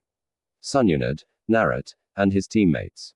The first idiot that tries anything began will be dealt with by my personal guard. Orochimaru said. The Odo contingent reached the inn and checked in. They found a Jonin wearing a mask with silver hair waiting for them. He had his headband covering his left eye. Hitsunade said with a growl. Hitaki. Orochimaru said, putting a hand on Tsunade's shoulder after her initial growl of greeting. What do you want? Said rudely. Is this him? The silver-haired Jonin asked, looking at Naruto. The three Sonin were on alert. They remembered what Surbi said 13 years ago about Kakashi's words and actions. None of your concern, Jiraiya said, putting a hand on Naruto's shoulders. The other Odo nenced. Kakashi's lone eye scanned over Na. He looks so much like Manado-sensei. He said he should. He's his son, a voice said from the side. Ren, Naruto said and rushed to greet her. Ren, Kakashi said, surprised to see her. She'd vanished several years after the Sunning had left. Of course, she hadn't spoken to him since that night 13 years ago. Hello, Hitaki, she said, then walked up and hugged Na. Look at you, Na. It's been 3 years since I passed through Odo. You've grown. I'm 13, Ren, he said, and she ruffled his hair. Got a girlfriend yet? Runt, she asked, putting an arm over his shoulder, ignoring Kakashi, who was looking at her in surprise and shock. No, and Anko Ne-chan keeps chasing him away. He said. How? Kakashi asked, looking at his former teammate. Where did you go? I thought you were killed on a mission.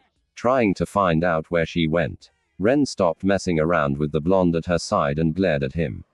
As far as the people and ninja of Konoha know, I am dead. I died the day my teammate tried to kill our sensei's son. I died when my clan banished me when I couldn't meet their standards. She turned her back on her cycloptic former teammate. Sorry I haven't been through Odo lately. I was gathering reports for the old pervert. Ren said. Which one? Na asked with a cheeky grin. I'm not a pervert, Jiraiya said, then grinned as he rounded on the blonde youth. I'm a super pervert. Fist drove him to the ground where he lay groaning. Stifle it, she said and smiled at Ren. We do need to get caught up, she said, and the younger woman nodded. I'll see you soon. I owe you all for saving me. The three Sonin, Shazan, Naruto, and Anko knew what she meant. Flashback. I can't believe there are towns like this still around. Shun said as they slipped down an alley. They were in a mining town near the southern border of Fire Country. The Deimos have tried, But they keep popping up. Between the mining, gambling, and prostitution, there are also slave rings and other unsavory people. Jiraiya said, looking around to make sure no one is near. Naruto, Anko, stay close. No wandering off this time, Sunyunit said as she too gazed at the various Aloves and dark shadows. They were entering the center of the town where there was a large gathering. What's going on here? Shazan wondered. Not CER. A crap. Jiraiya said, putting a hand on Anko's and Naruto's shoulders and pulled them back. Slave auction. He hissed to the other son. End flashback. They rescued me and 100 other people. I swore loyalty to them that day.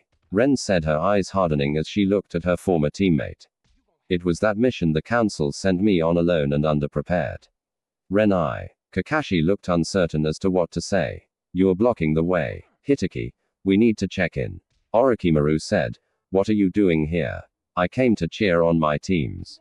I know the cages usually don't arrive until the finals of the Chunin exams, but I am not letting Naruto or the others come here without me. Why? Kakashi asked in surprise. Simple, Hatake. We no longer trust Konoha. Now you can go and tell Survey that the Odokage is here and will meet with him in an hour. Orochimaru turned and the others followed.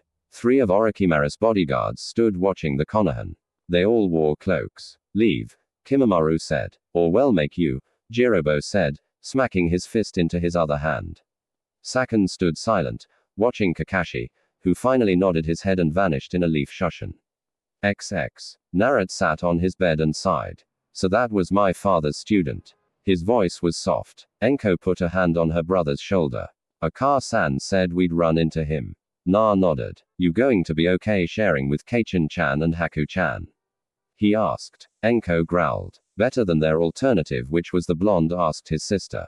They wanted to share a room with you. Anko growled. Naruto smiled at his sister's protective nature. And you don't think I would like that? Anko bopped him on the head. You've been spending way too much time around Arup. She sat next to him. Hey, you be careful during the exam. All right, I don't want to lose my brother. Na put an arm around her shoulder. I'll be careful. I've got Gar and Chin-chan on my team. The siblings sat in silence. So, you think Arup's already peeping? Na asked. Enko snorted. Knowing him, he took Konkuro with him as a lookout. Tamari knocked and entered. Hey, Tamari-chan. Na said, ignoring his sister's scowl. Have either of you seen Gar? She asked. Enko and Naruto shook their heads. Damn it. Want help finding him? Na asked, standing up. Please, you and your family are the only ones he listens to. The fan user grumped. He listens to you most of the time since his seal was fixed. Na said in defense of his friend. I know. Hell, he listens better than Konkuro. Tamari said, grabbing a pair of fans that were 3 feet long and slipped them across her back. I'll let the others know we're going to look for him. Enko said, wait outside. The 2 blondes nodded as the snake user slipped away.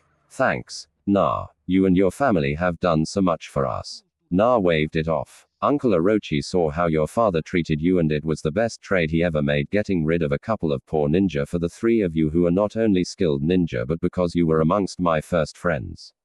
The pair waited outside the hotel and they saw several villagers looking at them, and when they saw Naruto, their scowls, they see me as the fox. Na said sadly, like Suna saw Gar as that overgrown sand rat. Tamari muttered, hey Na, Tamari said as they waited.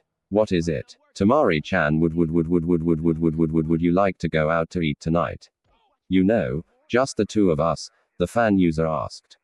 Na didn't get to reply as Enko joined them and grabbed her brother by his arm and dragged him down the street. Come on, Wendy. We need to find Raccoon Boy.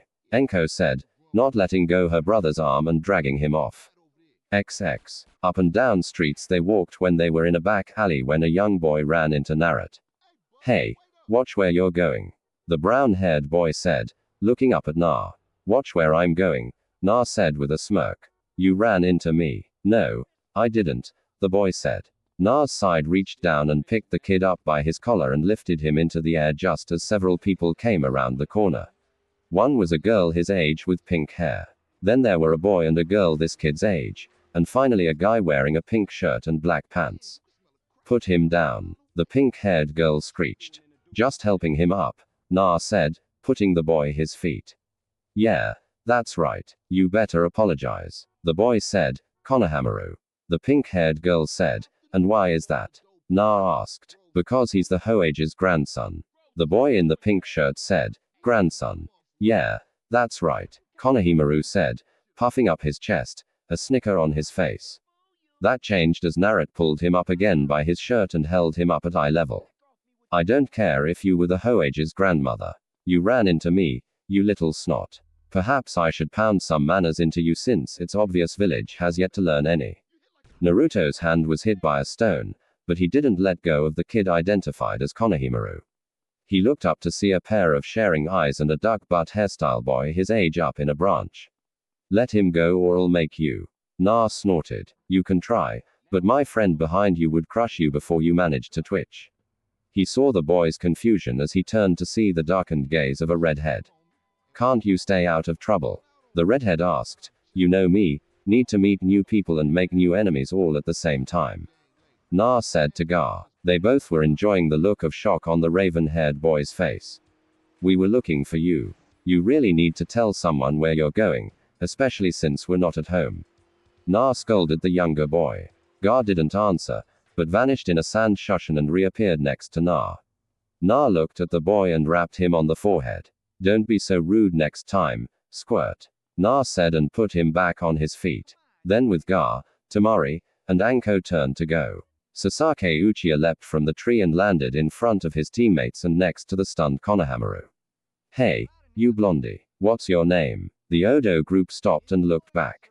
Who, me? Temari asked. No, the other blonde. I don't swing that way. Na said. Besides, it's bad manners to demand things without first introducing yourself.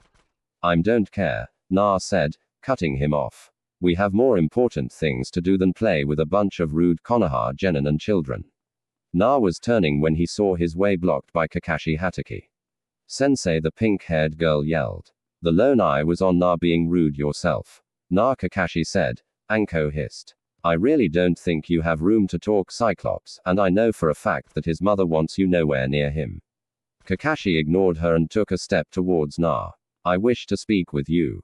The Odo contingent formed ranks around Naruto while Enko pulled out a pair of wicked-looking knives. Leave, she said. Kakashi looked at her, then at the knives, then over her head. I want to speak with Na, he said. Not happening, Enko said.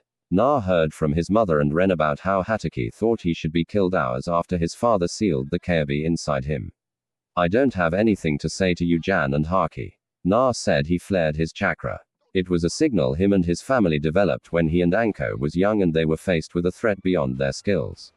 Na knew Enko was skilled, but Hitaki had the sharing from his dead teammate and they were in Konoha. Na flared his chakra in the set pattern and saw Kakashi's eye focus on him. Calm down. I don't mean you any harm. He said. Sorry, don't believe you. You were willing to kill me a few hours after I was born. And the last time I was in Konoha, I was threatened with death again.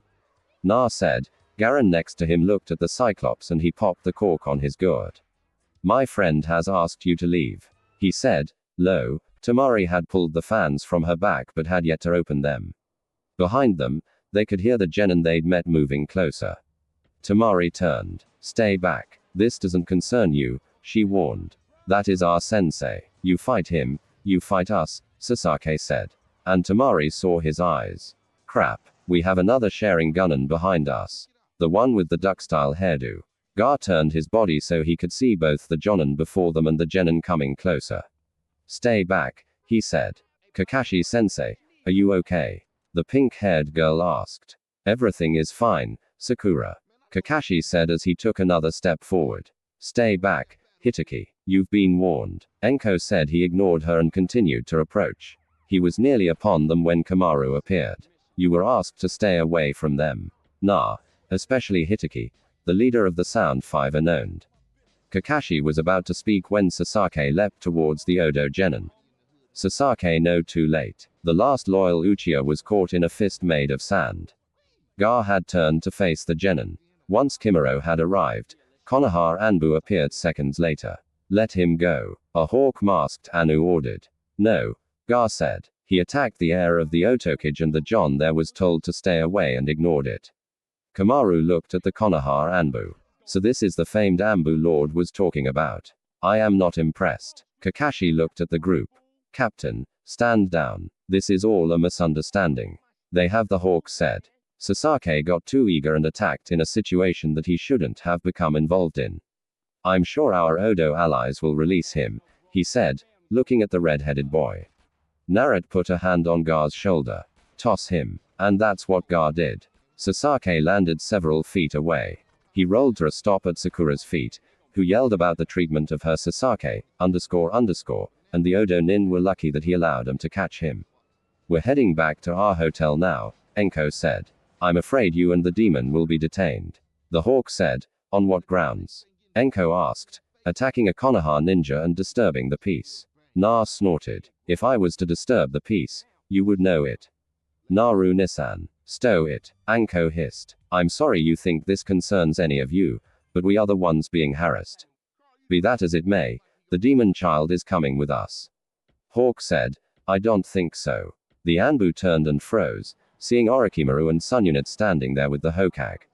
Orochimaru looked at his former teacher. Nothing changes. He hasn't been here and yet they hate him. He looked at Sununit, who walked past the Anbu and stopped looking at her son.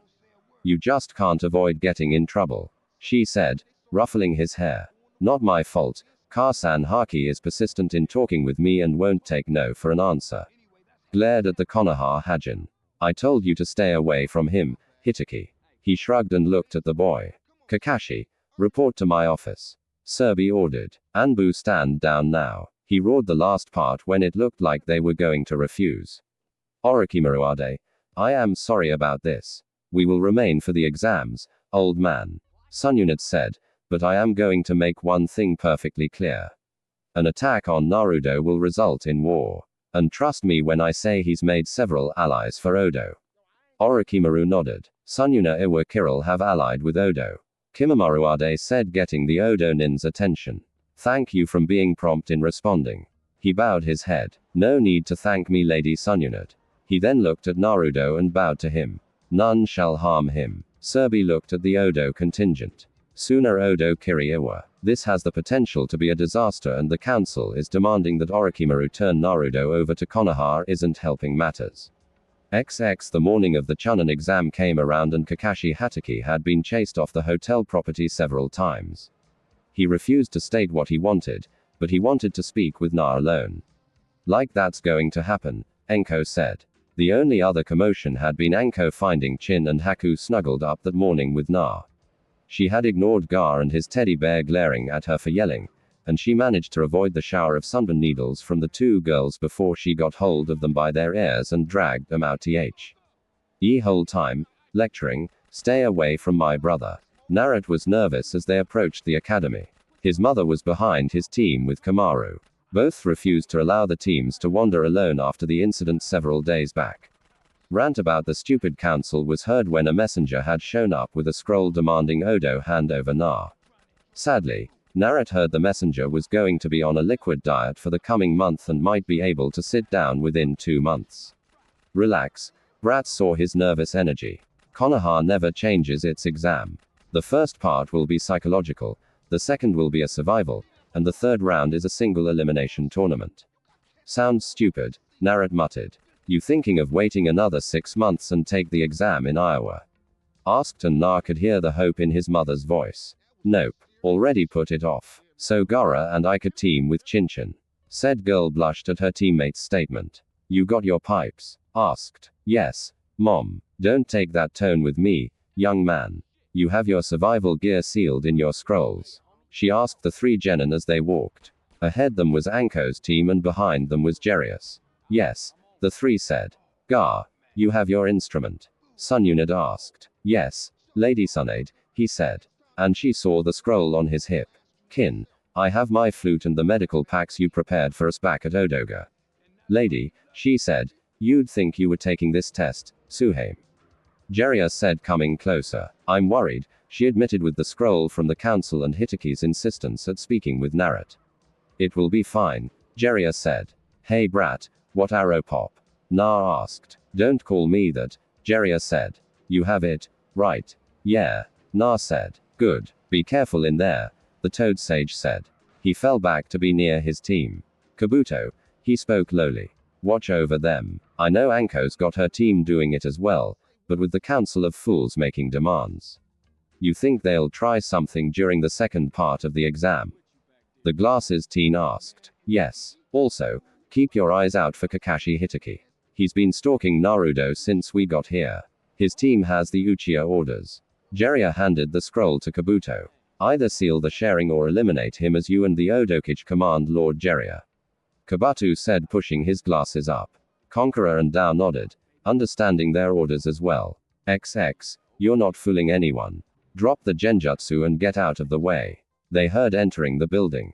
Na shook his head. What a dumb. What you say? The pink-haired girl turned around. I said, your boyfriend is a dumb. The genjutsu was set up to get rid of weaker teens. Sasaki turned to see the teenagers they saw a couple days ago.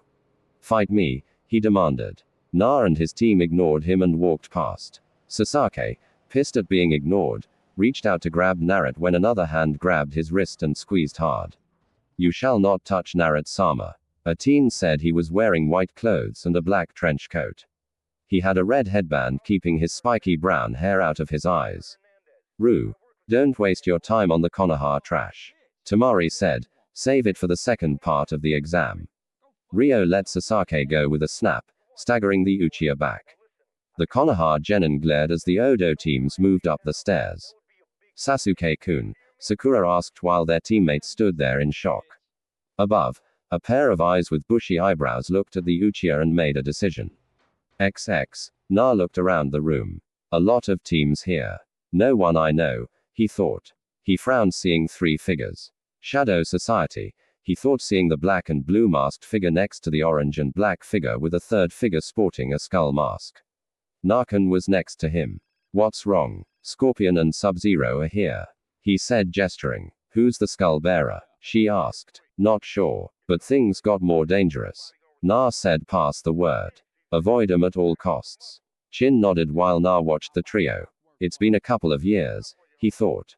Flashback. Na and Anko were at a nearby fishing village, having slipped away from their family who were busy getting Odoga set up and running. The two children had even managed to slip away from the guards. The simple reason was they were tired of being watched. Ever since the episode with Kabuto's family, they had been heavily watched. Are you sure we're fine here? Enko asked. She was still rather subdued and quieter since that day. She did listen to her little brother a lot, which many found strange. Yet, the two would always back the other around anyone. Yeah. It's not like we've gone to Suna. We're just down the valley and near the river. Na said he was wearing an outfit that was similar to Jerius except it was blue and he didn't have the horned forehead protector. Enko shook her head. We get grounded. It's your fault. Yeah. Come on. I want to see the ships that are using the river to get to the ocean. The river was deep enough that many ships traversed it to cut off the time it took to reach the ocean. I thought we were coming for that festival. Enko said, that's later, but there should be stalls up with free food.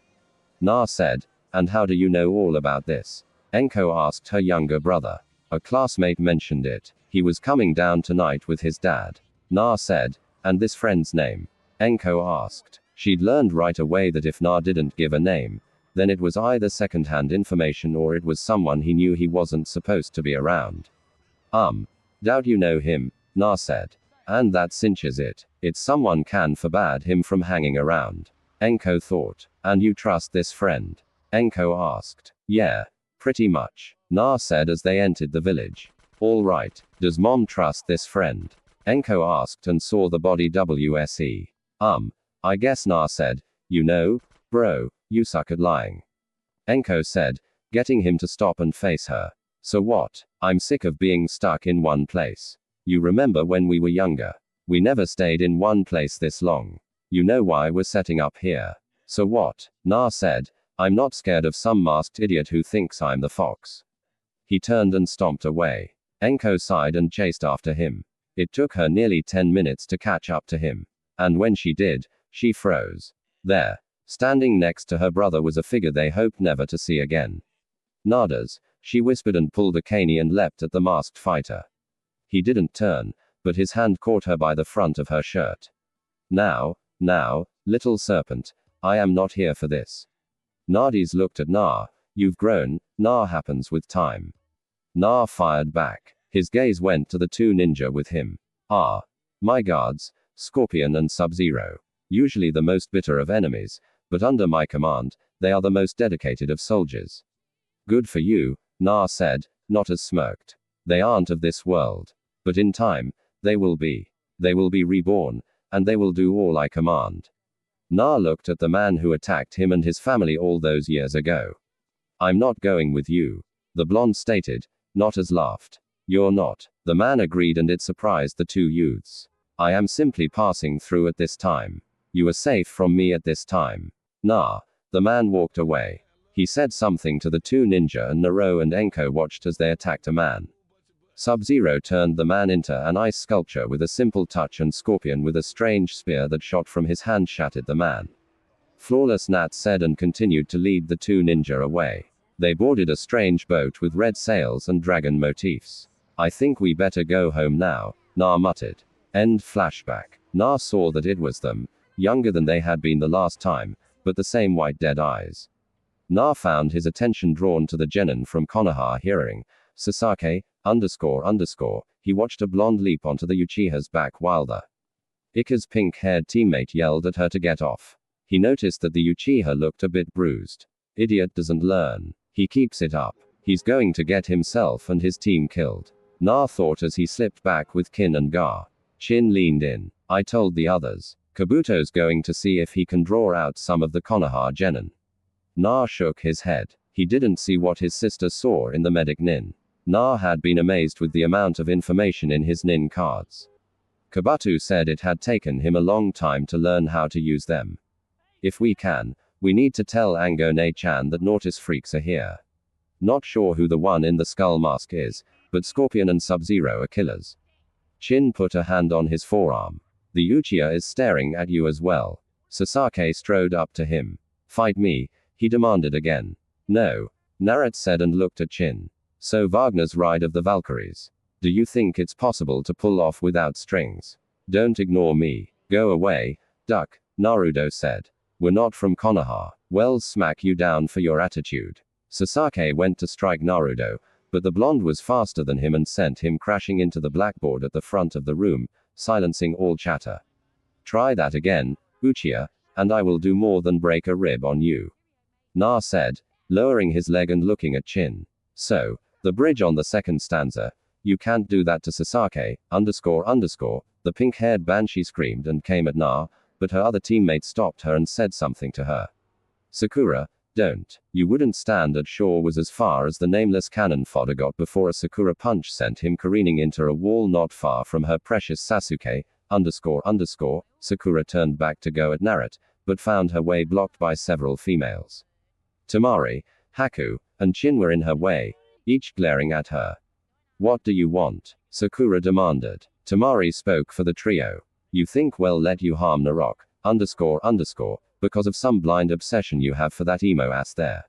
Think again, Pinky. Na might not hit a girl, but if you try and treat him like you just treated your teammate, then we've got issues. And trust me when I say I will beat the living, __, out of you, and that will be before Haku and Kin can get to you. Sakura blinked and recognized the blonde from the other day. But he attacked Sasake, __, the pink-haired single-minded organism known as Fangirl.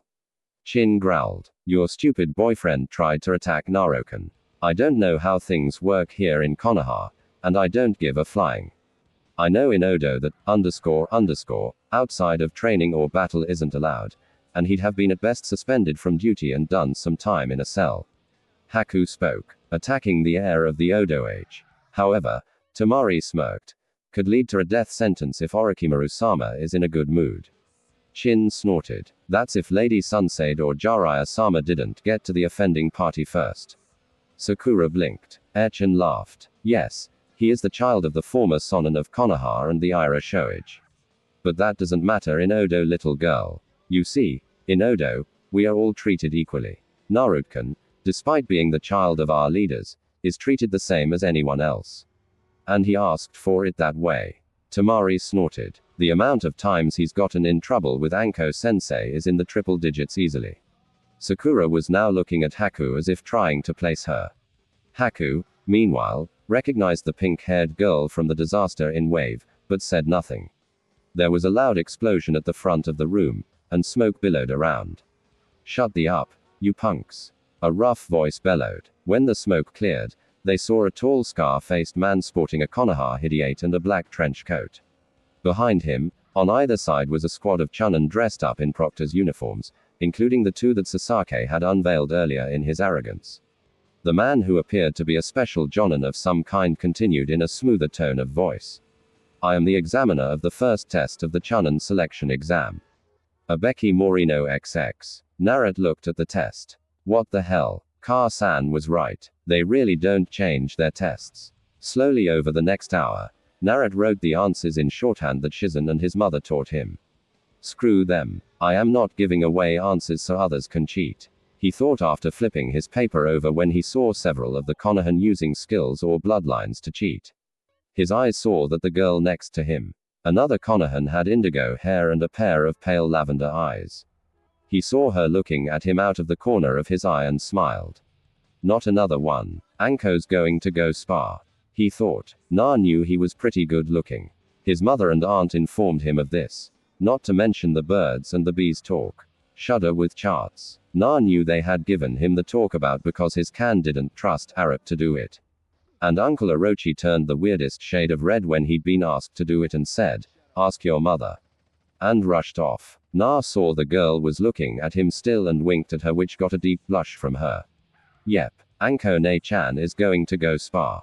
XX Haku, Ren and Tamari were scattered around the back end of the room, and all three scaled, seeing the female Konoha Jenny eyeing their Narut, __T. Hat, __, better step off. Were three of the same thoughts the three possessed. They also pictured various means of chasing the girl off. It was Haku who thought of the easiest way. I'll just let Anko-sensei know there is a Konoha Hatart sniffing around her little brother. With that in mind, Haku created a ice mirror in the palm of her hand and slipped a note through it before going back to work on the test. Lady Sununity had informed them about before coming to Konoha. XX Sasaki was fuming that Odo Dobby has power. I want power. I need to kill him. I need it. He was pissed. He couldn't seem to copy the blonde Odo Nin's moves. Even worse, he seemed to be washed out when he looked at him with his sharing. Sadly, Sasaki was unaware of the seal Jiraiya put on all the Odo Nin to counter this years ago as a way to key P. Odo's secret. I will learn your secrets, Dobby. No one denies Anna XX under his skull mask. Not as smirked. Sub-Zero and Scorpion were reborn, severing the ties with their old world. He smiled seeing Na here, but he wasn't the objective. His eyes searched out and found the target of this mission. Sasaki Uchiha, you were wanted by my master. He looked at the test the proctor had handed out and finished it with a simple wave of his hand. The answers filled in and he turned it over. His eyes once more looking for the blonde. I may not be allowed to capture you for now, Na, but one day your power will belong to my master and I will be rewarded. XX. During the hour, there were many eliminations as people were caught cheating. Abeki, however, remained silent. His eyes were on the blonde in the second row next to the Hyuga Aries. Saratobi said to keep watch on him and prevent anyone from attacking him. Abeki was surprised to see him finish the test in the first 15 minutes. He also watched as the boy teased and flirted with the Hyuga Aries, getting her to turn redder than a tomato. What is the Hokage planning for you? He called out the 10-minute warning as several more teams were eliminated. Too many of them remain. Hopefully, I can thin them out with the torture of the last question. Abeki laughed, chilling many of the students and getting a few to quit, and one even wet himself. Life is good, glared at Kakashi as they sat in the waiting room. Jiraiya and Anko were finding it hard to hold her back. Stay away from my son, Hitaki. I won't warn you again. The blonde snarled. I just wish to speak with him. The Konoha said calmly. The other Konohan were looking on. Many in surprise. Surprised that the famed copycat ninja was without his usual orange book. I don't think so, hissed. I remember the Hokage telling me of your actions all those years ago. Hatake. His father asked you to raise and protect him, but hours after he saved this village and died, You tryer. ND kill his son. You tried to kill him before the Hokage and your former teammate. You had your chance, Kakashi Hitaki. I won't allow you another. As entertaining as this is, does anyone know about the first exam? A grass Jan asked. It was Asuma Serbi who, after lighting his cigarette while ignoring the glares from others, answered. They'll be lucky if they pass. Why is that? Kurane Yui, a Jonin of Konoha, asked. Kakashi turned his gaze from Tsunade, looking at her before he answered. You're still rather new as a Jonin, so I'm not surprised you don't know. Know what? Kurenai asked. It was Asuma who spoke again, exhaling a cloud of smoke. The head proctor for the first exam is the head of Konoha's interrogation unit, Abiki Morino. Several Jonin winced hearing that name. Many looked at the Odo contingent as they all smiled. Anko jumped as something cold touched her hand. She saw a palm-sized ice mirror appear and a note slip into her hand. A second note already, she thought. The first had been a warning from Haku about Naruto, warning him about Scorpion and Sub-Zero being in the exam. After reading the new note, she scowled and looked at the Konohajin. Which one of you is the sensei of a female Hyuga? XX. Naruto sighed out loud. He was bored. He saw particles of sand gather on his desk and soon they formed words. Do you need help? Shake head yes or no. Na shook his head no. Do you want to play a game? Na smiled and nodded his head yes. He watched as the sand became the familiar tic-tac-toe board. With a smile, he lazily traced an X in the top left square. The sand shifted and formed an O in the center square. Na made another X in the bottom left corner. An O formed in the left center square block. NG him. He put an X in the center right box, blocking a win for Gar. An O formed in the upper right box. Naruto put an X in the bottom right corner. Damn draw formed in the sand. Naruto smiled and shrugged. Another game. Before Naruto could reply, Abeki spoke from the front of the room. All right, you snots. It's time for the 10th and final question. Now, here are the rules. If you take this question and fail, then you will never rise above the rank of genin. What? Screams filled the room. Na saw a teen his age with a dog stand. You can't do that. The boy yelled. Shut up. Abeki snarled and flashed his killing intent. My test, my rules. You can leave now if you want and take the test again when some other pansy gives you this test. His dark gaze swept the room. Decide now if you're going to take the test or not. Several quit, and their teammates were forced to leave with them. Na saw that the Uchiha's teammates looked terrified. Both looked ready to raise their hands and quit. XX Karani looked disturbed after talking with Anko, who had pulled her aside after finding out she was Hinata's sensei.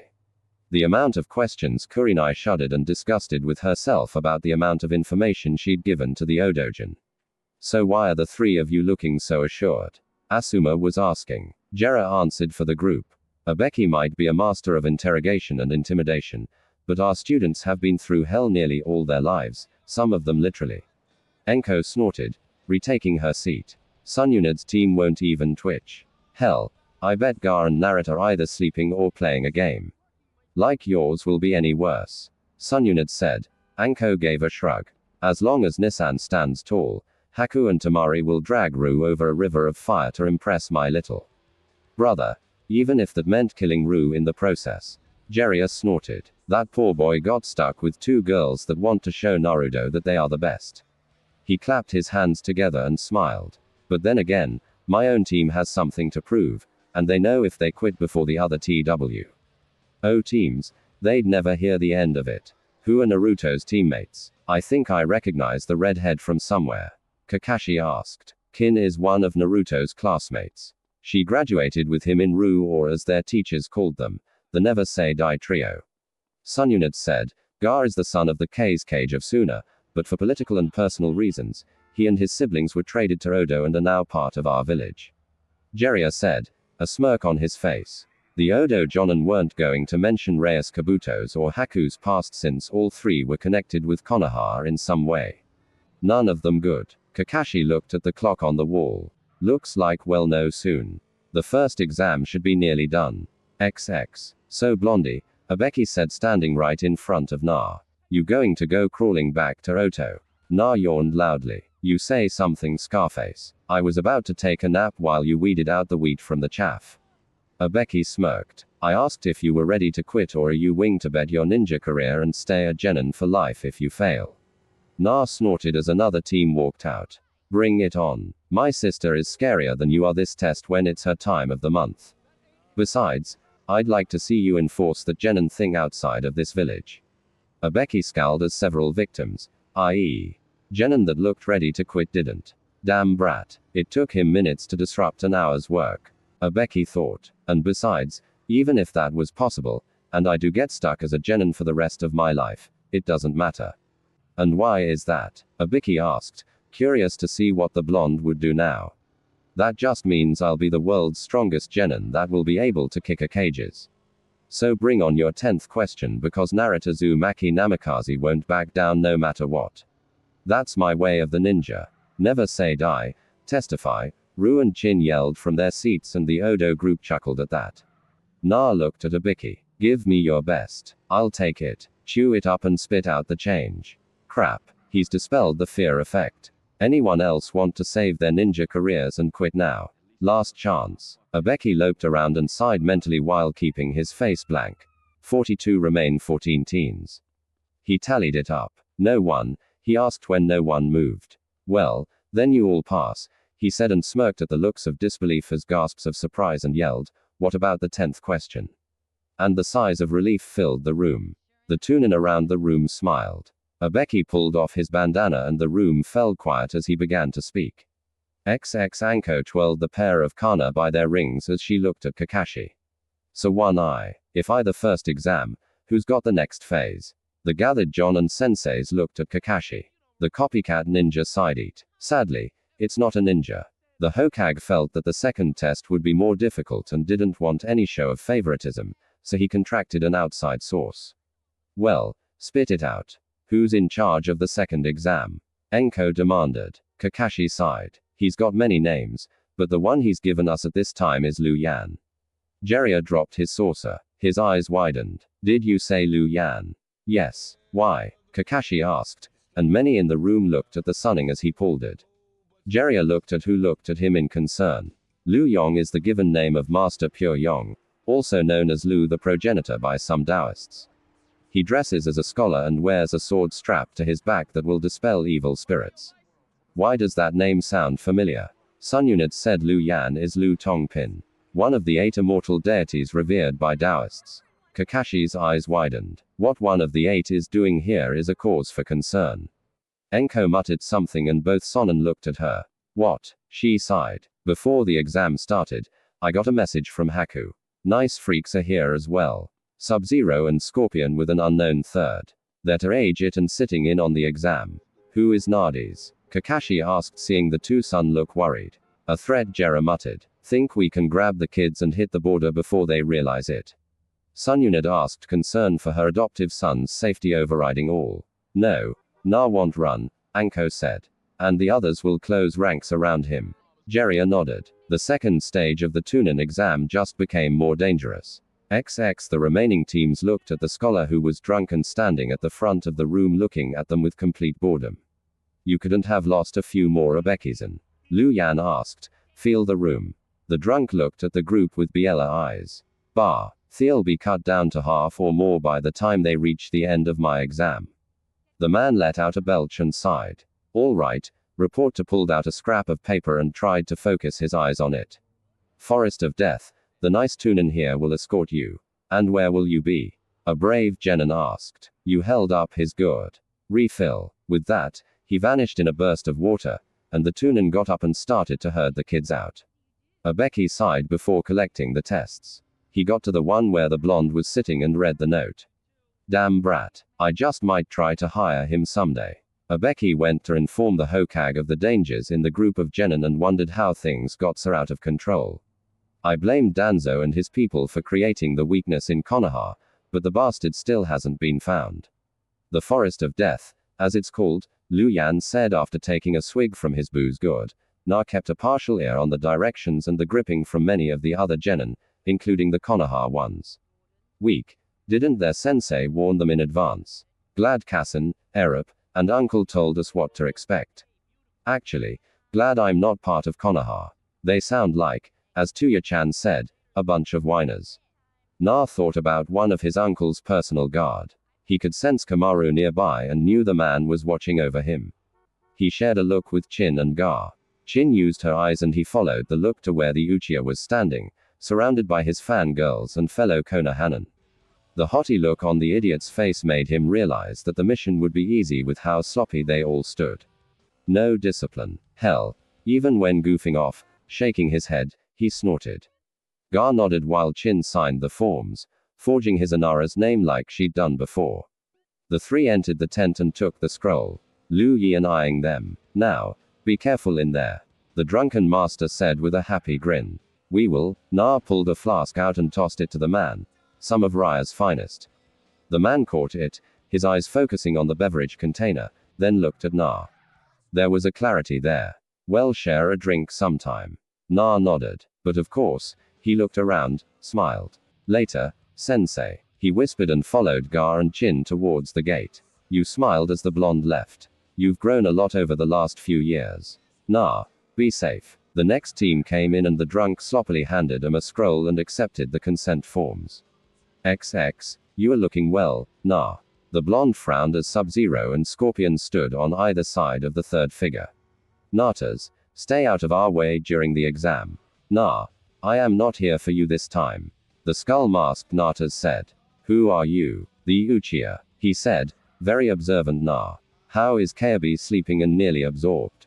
Narut said. Erip adjusted the seal. So, you're nearly out of luck. Natas's eyes behind the mask narrowed.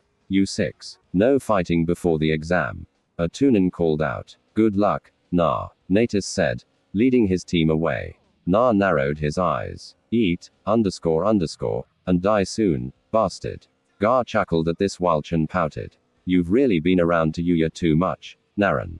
She said. Gar looked at her and for some reason the comment bubbled up and you wish it was you. He was close to the flute user scowled at Gar. What do you know, Sandboy? Gar couldn't help it. He blamed it on the fact he was able to sleep and his best friend Naruto was rubbing off on him. I know you and nearly every girl our age wants to have Na bed them and make them his. My sister included. Na got a look on his face when he heard that. She slipped into my window. I had nothing to do with that, Gar. That is the only reason you lived. The redhead said that and your sister had a long talk with me after I buried you under a sandhill. Na patted his friend's shoulder. He and Tamari were the only ones allowed touch him without his sand flaring up. Sorry about that. Enko Ne-chan gets overprotective. Chin snorted as she recalled her own discussion with the snake Jonin and shuddered. It was taking her and Haku to fight her off and Quan wasn't liking the idea of having to share with anyone. Here's our gate. Gar said they looked at their watches and saw they had a good 40 minutes left before the exam would start and the other teams reached the gates. Wonder where the others are going to be starting from. Na sat down. Gar smiled. Got a map. The three shared a smile. XX. Serby sighed as he got the reports. Outside forces are here. If Watsunade and the others have said, this Nas is a very dangerous man. What's more is that Cloud Rain and Grass are showing signs of attacking as well. He puffed on his pipe and cursed the day that the Sonin had abandoned Konoha. Their breaking ties with Konoha weakened us greatly. Odo has flourished over the years. They have acquired many strong ninja and the young ones are even stronger. They acquired the children of the Cease Cage, one of whom holds another demon. Serby sighed as he recalled the council demanding that he grab the Kayabi brat and make him a personal weapon of Konoha. Sarobi snorted. The person to do that will have to deal with Sununit. That's if they survive Jera and Orochimaru, and from what my former pupil told me, the Sound Village loves Naruto and would go to war for him.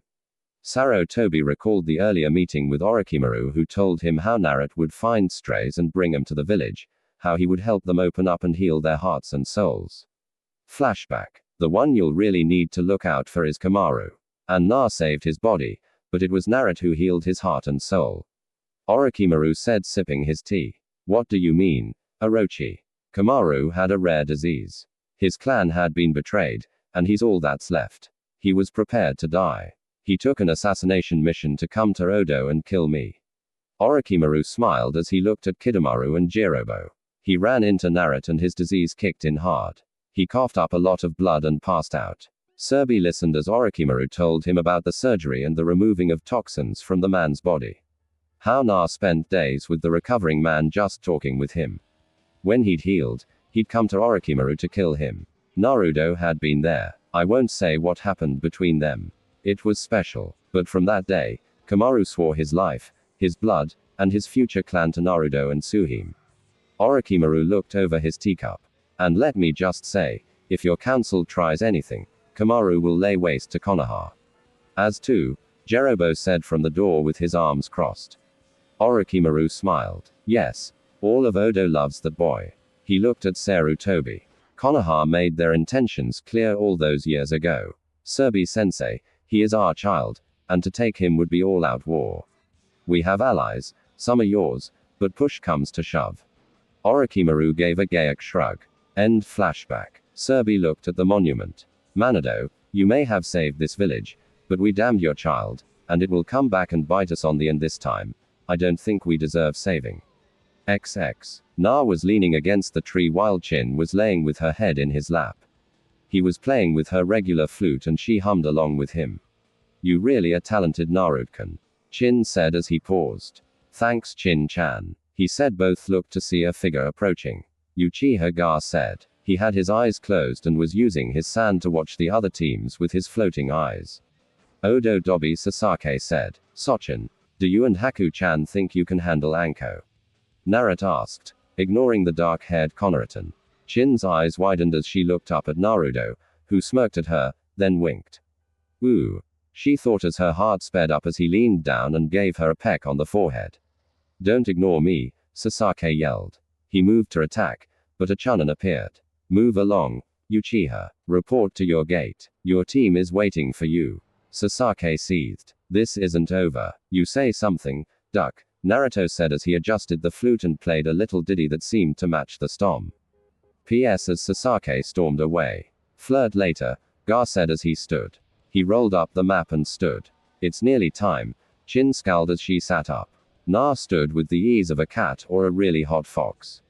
Chin thought, looking him over. She jumped when he pulled her to her feet. Daydream later, Chin-chan. I'm sure I can fulfill whatever you're dreaming of. Gar sighed as the girl was blown back with a fountain nosebleed. Sigh. You just had to push her buttons now. Na shrugged. What can I say? Erip told me to have fun during the exam. You do know they are going to claim you one of these days. You can't keep the clueless facade up forever. Gar said, I've heard Tamari plan to tie you down and in her words make a man out of you all night long. Na paused from helping Chin and looked at his friend. And you're going to kill me? Gar paused and looked at him. No. I'd like you as a brother-in-law. Na watched his teammate gather the scroll up. He looked at Chin and wiped the blood from her upper lip and nose. Wake up, Chin-chan, he said softly. No. I want to dream more of Nukan, the girl said, taking his hand and clamping her hands around it and holding it against her chest.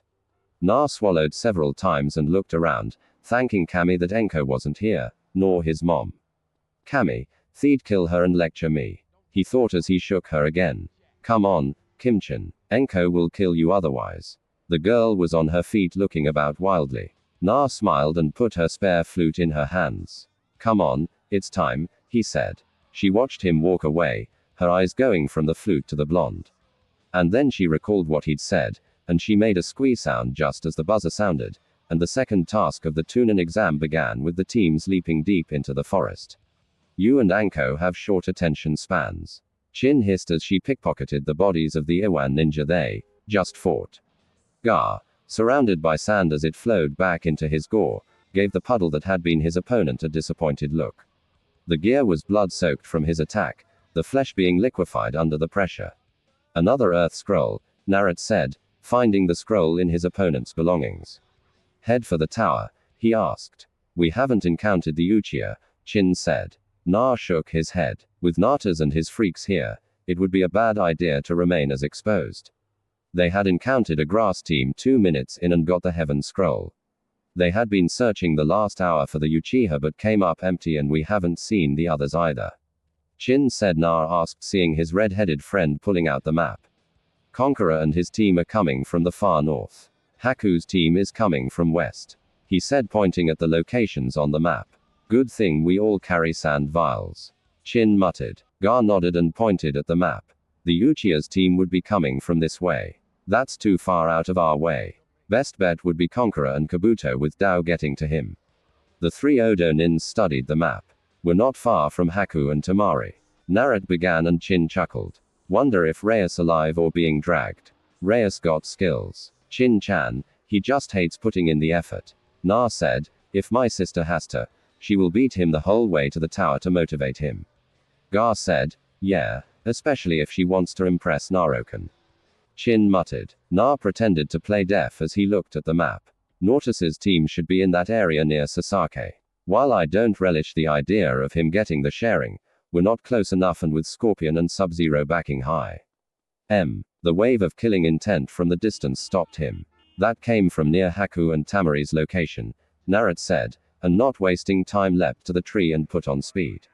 Chin and Gar right behind him. The three sharing the thought of, please be alright. XXX, get back you bastards. Temari yelled, using her fan to create a wind cyclone to send the Kani back at the trio of Suna Nin.